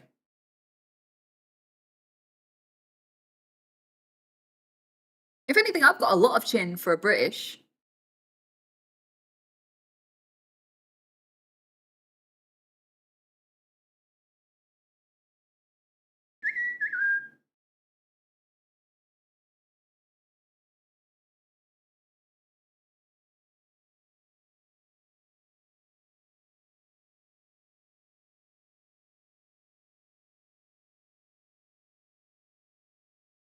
Did she just reference Fairly Odd Parents in 2026? Yes, I'm fucking old. We've established this, Simon. Like, what do you want me to do? I would also reference the Wombles.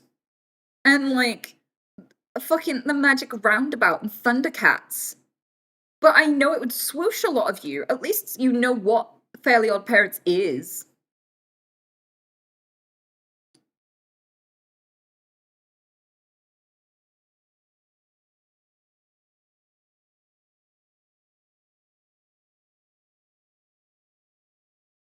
I've never heard anyone say British people don't have chins, LMAO. They don't! I stand by this observation, and now you've seen it, you won't be able to unsee it, especially with the men. Like, the men are strangely chinless, especially from the side. Like, a lot of them have that recessed chin thing going on. But there's like barely any of it, and they've got like a double chin, not because they're chunky, but because their chin is so far back. And like, I'm not saying that as if it's like a bad thing about them. I'm not criticizing it. Like, I've dated British men. I've fallen in love with their chinlessness. It's fine, right? But I really started to notice it when I went to places where people have a normal amount of chin. I didn't know that was a thing. But then I met Americans and, you know, people from all around the world. And I was like, fuck, everyone has so much chin. They got that Giga Chad chin going on. This is what is referred to as neck chin. Yeah, well, they're kind of shaped like a balloon. Like, it's not like a clear, like they're like a little balloon instead of like a...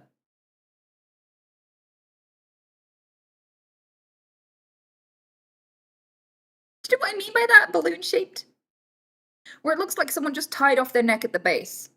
And there's no like, there's no swoop here. It's just straight from here to here.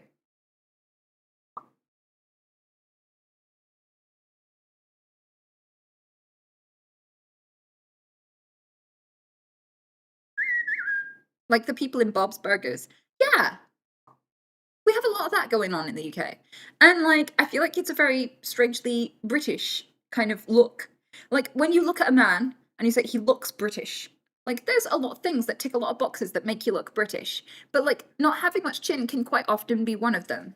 We also have like slang and insultive terms for like certain types of British people. And like, one of them is gammon. Have you ever heard of gammon? Like, there's a type of man who's usually bald. Not that there's anything wrong with being blonde. None of these things in isolation are wrong or bad. But like, usually he doesn't have much hair on the top. He's clean shaven. And he goes bright red a lot. Like, it's just flushing for no reason. A little bit on the heavier side. And like, he sounds a certain way at the pub. And it comes to the subculture as well, where they're like the kind of people who have a British flag in their front garden. You know, the old Union Jack. And their hobbies include drinking, and drinking some more, and avoiding their wife at the pub. Yes, they're quite often football fans, but they're only watching the football when they're drinking. Not at home, but at the pub drinking. And their favourite word of celebration is "Whoa." You know, someone falls over in the pub, they're like, "Whoa." It's the only positive word they know, and it's not even a word. Yeah, people call them gammon. Do you know why? Because for some reason they always flush pink. I think a diet of lager and fish and chips makes you very red. I don't know. Something about whatever they're consuming, it makes them very red. And so they are the color of gammon. Gammon is food. I've forgotten which animal gammon comes from. But the meat is very pink. Damn, she's not wrong. Yeah. And that's so people call them gammon. In the UK, that's how people insult them. They call them gammon.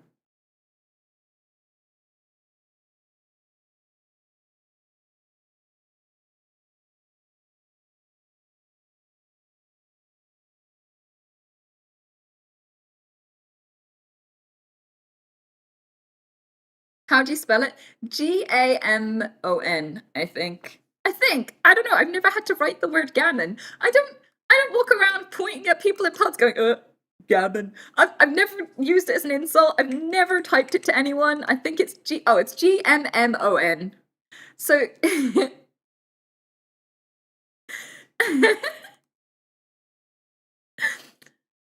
um so this is the meat. I'm just gonna get it up on the gammon. This is gammon.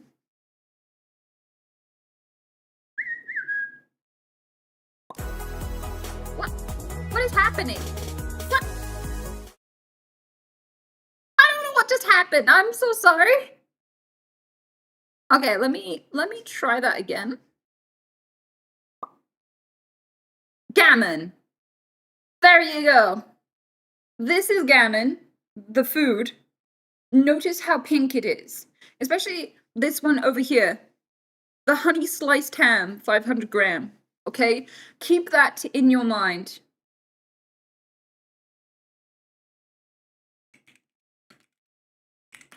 Gammon insult. Okay, when you type gammon insult, I don't actually get any pictures of people being called gammon. And to be honest with you, I feel like that's kind of a relief. I like that. The internet pleasantly surprised me. But I was gonna look for some like illustrated ones that wasn't a person, and there is like one illustration. But I don't feel like it's good enough.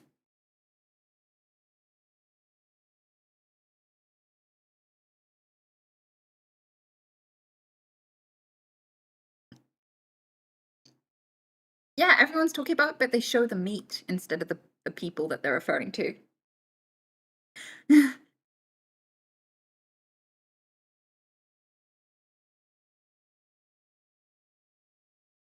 Yeah, I can't find a good example. Oh, wait. Oh, but this is actual people. I don't want to be mean. Okay, I found it. I want like an That's perfect. Thank you. I'll see if I can get it this way. The mods have helped.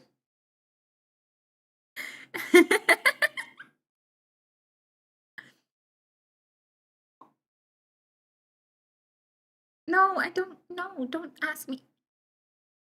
Don't ask me for cookies. Okay. I love you.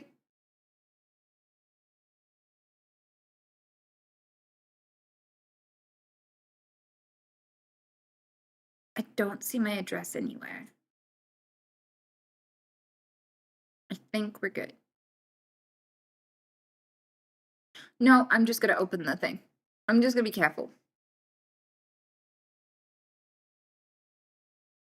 Anyway, I'll figure out. One day I'll figure out a quick way to do this.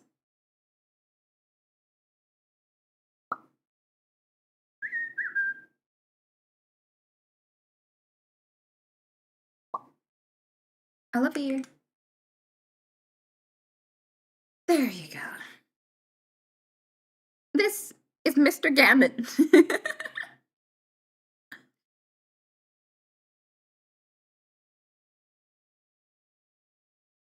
Exactly. That's actually perfect. And you probably know a few guys like this. And if you had to pick them out of a lineup, you'd probably get them confused with each other because they all do look very, very similar. Red, rosy cheeks, very pink in the face for no reason. Like they flush red all over their bodies. And it's associated with like racism. Like there's quite a lot of racists who look this way. Spend a lot of time in the pub. Let's read the Daily Mail. Like there's a personality type that people associated with it too, but I don't know if that's actually valid, to be honest with you.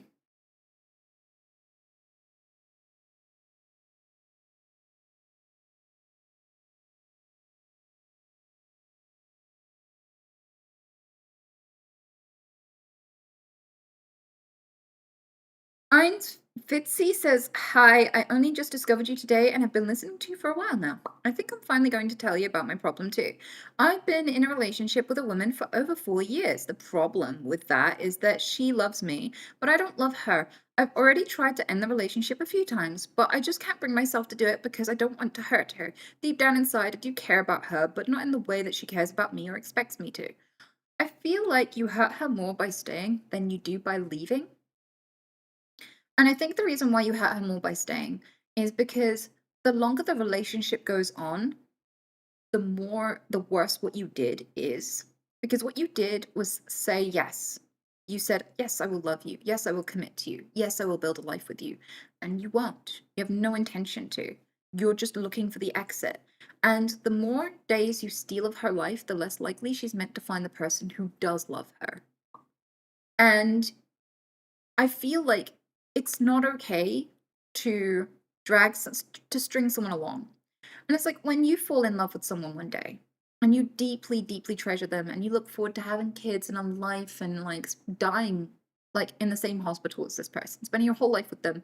And it turns out 10 years in that they never actually loved you. They were just too much of a wuss to say no. You would be so fucking angry and hurt. You'd feel so betrayed. You think you're sparing their feelings, but you're actually wounding her deeper. Because instead of this clean cut, you're boiling her slowly. She doesn't know that the water is cooking her and that this is going to hurt extremely badly because the temperature is rising slowly. And this is a much more awful way for the relationship to die. And what's truly happening is you're not really protecting her feelings. You're protecting your own. Because she's going to feel bad if you dump her now or if you dump her later. The truth of the matter is you're avoiding your own pain. You're avoiding the pain of saying no, the guilt of breaking up.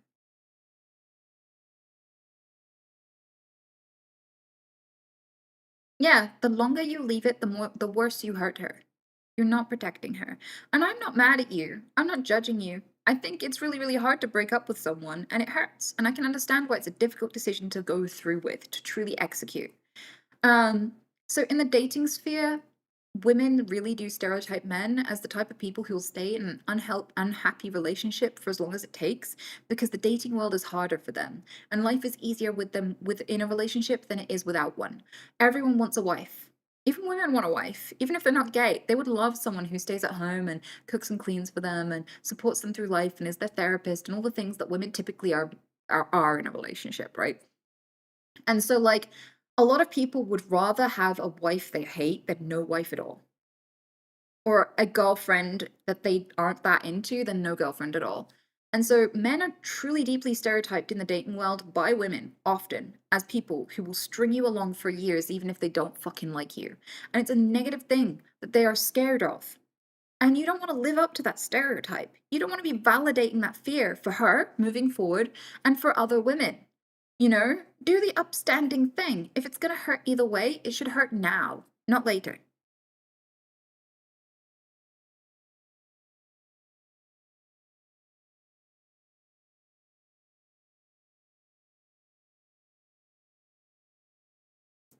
Is dating easier for women?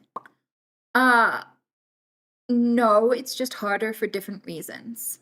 I feel like men and women don't really empathize with each other often about how hard it is to date because a man dying of thirst is not going to empathize with the woman drowning in the ocean, right?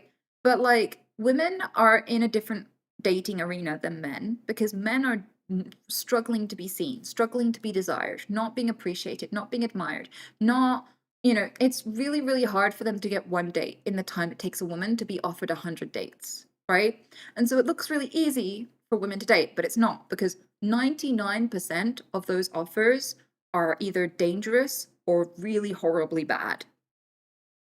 A lot of men are not taught like how to hold up a relationship very well, and there are a lot more abusive men than men aware of. So like for example, the rate of domestic violence goes up by a significant percentage whenever the English team loses a football match.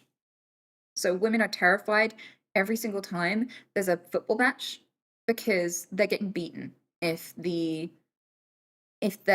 England doesn't win. And so women are trying not to be murdered when they go on dates.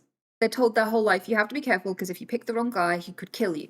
If you reject the wrong guy, he could kill you for it. So even getting offers is scary. It's not like, oh, everyone wants me. It's, if I say no, you won't stab me, right? And then you try to cross the street and another guy's like, hey, can I give you my number? Can I have your number? Where are you going? And you're like, if I say no, you're not going to stab me, right? And so, like, it can look like women have it easier because they're getting a lot of options, but they're in a lot more danger. Like, usually it's incredibly rare for a woman to not take no for an answer and like break into your house and sexually assault you or stalk you for years. But most women have at least one story that is absolutely horrifying. And so, like, for them, their difficulty is not the offers, that's the easy part. The hard part is staying safe and finding someone who will actually make you happy.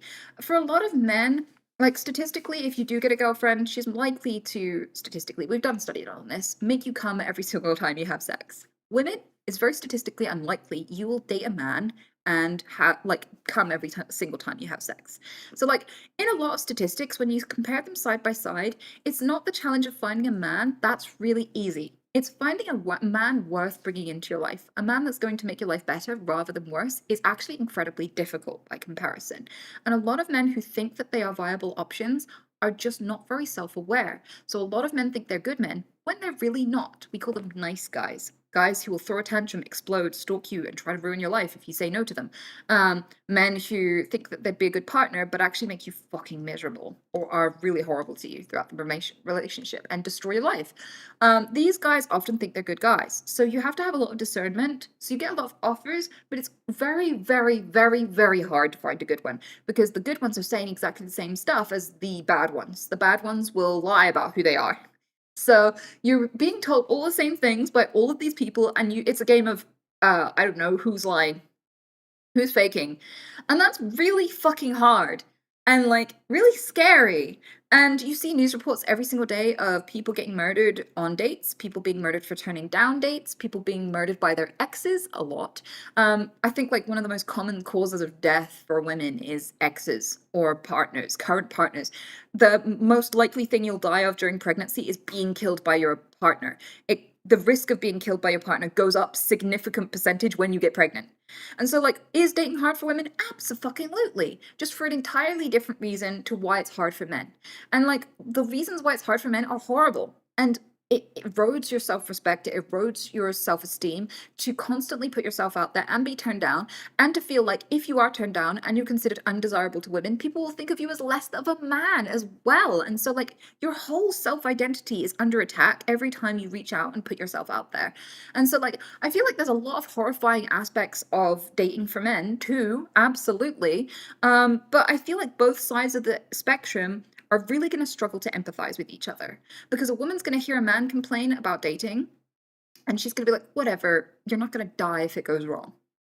Like, you're not risking your life for mediocre cock. You'll be all right. And the guys are like, you just don't understand because you could get anyone. You just don't understand because you get offers left and right and it's easy for you. You just get to be beautiful. And it's simple and easy. And neither of them are hearing each other. Neither of them. You're not going to get much empathy either side.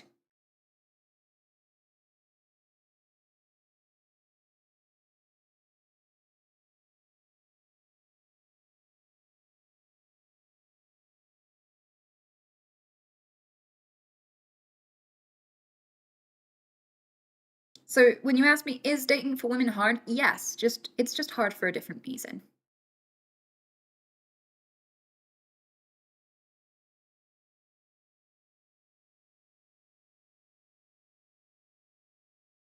I think it's possible to understand both sides. Yeah, but I think it's really, really emotionally hard to do so when you've been through so much. Like for me, hearing a guy complain about being turned down when I got punched in the face because a guy tried to grab my titty and I stopped him. So he grabbed my titty anyway, and I hit him and he hit me in the face. And it's like, and you're just scared of being turned down? Women can be turned down too. And so it's hard for me. I get it, and I've heard men. It just is really, really hard for me to relate and to appreciate what you're going through. I feel like I'm the wrong person to be complaining to.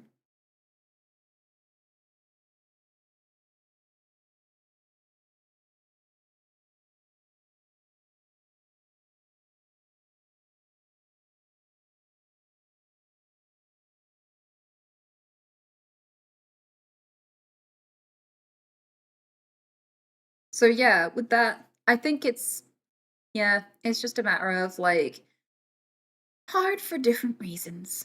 It's hard for anybody to get a date, but men and women face different challenges.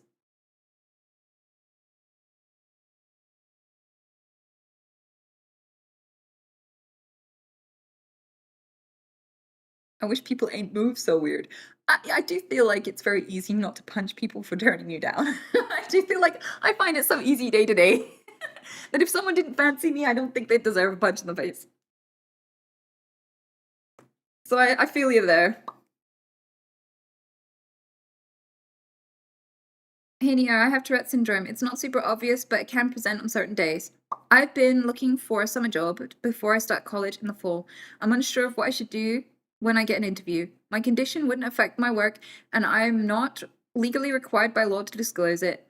I am unsure if I should tell the person giving me an interview about it or not. On the one hand, I want to be honest, but I don't want them to see me as less qualified because of it. I mean, I think you have the option. I feel like on days where I haven't had very many ticks, I don't feel the need to explain myself to everyone passing by.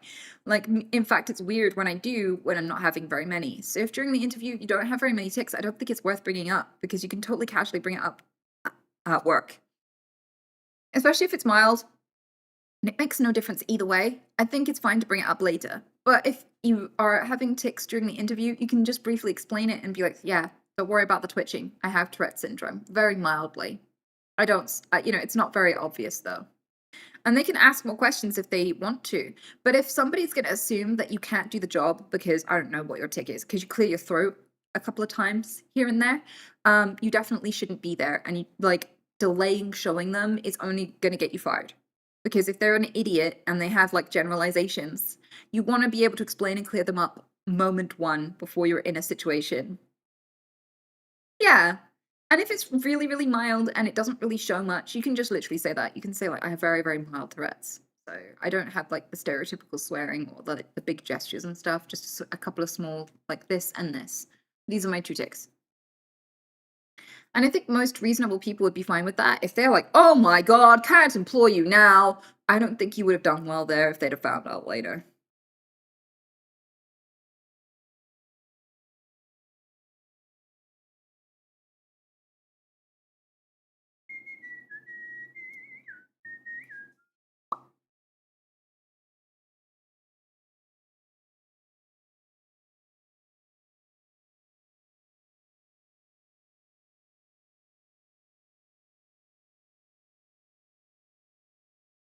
That makes sense. Yeah, I don't think you have to explain, but I feel like things are way less awkward if you do. Also, people can make other worse assumptions about you if they see you tick but don't know why. So I had a wink tick at the cashier, and then I did this a couple of times whilst I was booking myself into a hotel. I didn't feel the need to walk up straight to the lobby and go, "Hi, my name's Sweet Anita. Now I have Tourette syndrome." I just walked up and said, "I have a booking," and winked and then nodded a couple of times. And he said, "I don't know where you think you're staying, but you're not staying here." And it turned out that he thought that I was on drugs because of that twitching, and he did not want me to stay in the hotel. And the misunderstanding was cleared up when I went up into the cafe to book my another hotel.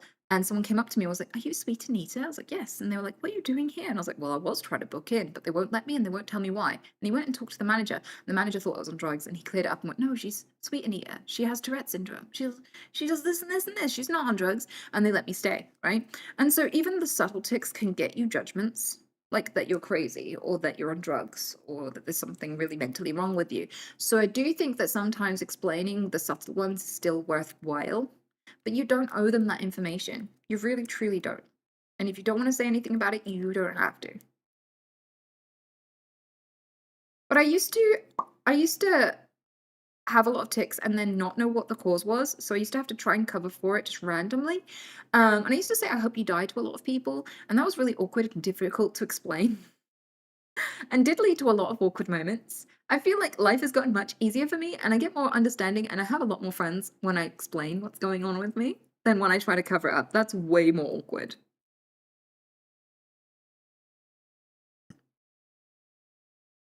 Not you.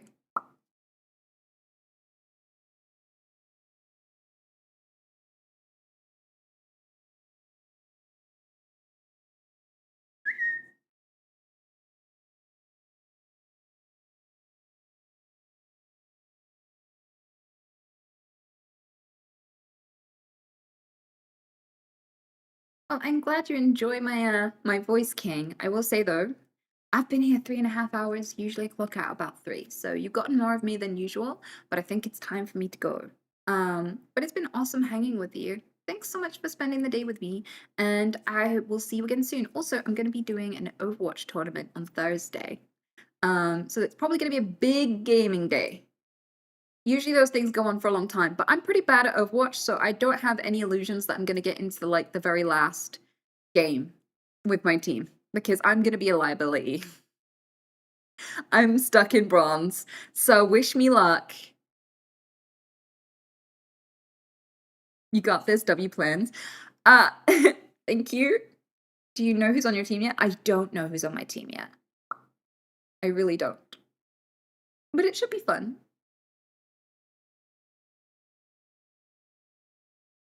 Thanks for the stream. Thanks for being here. Thanks for everything. And thanks for all the really interesting, cool questions. I appreciate it.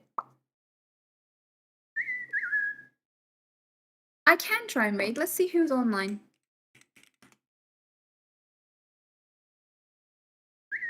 I love you.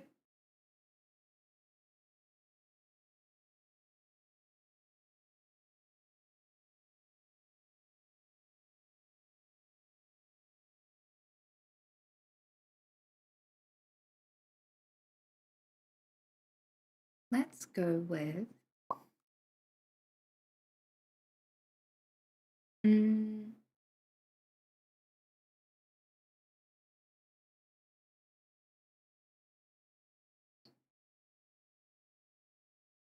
let's go with this person.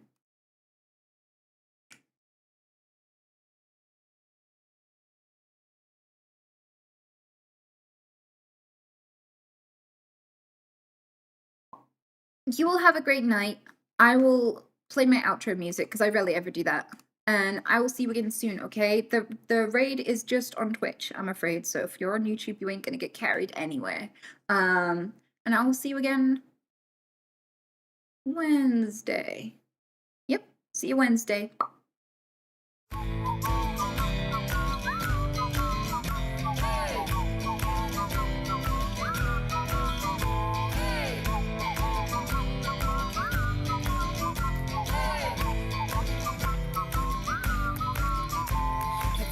Reading about your dick and made out that it was kinda thick. No, sir, I would never do that. Then you're probably not to chat. Ever asked a woman to get off a chair and then complaining that she's gotten fat? No, sir, I would never do that. Then you're probably not to chat. Have you ever donated $50 just to call a streamer a twat? Hey, sir, I think you're from that. Welcome to Twitch Chat.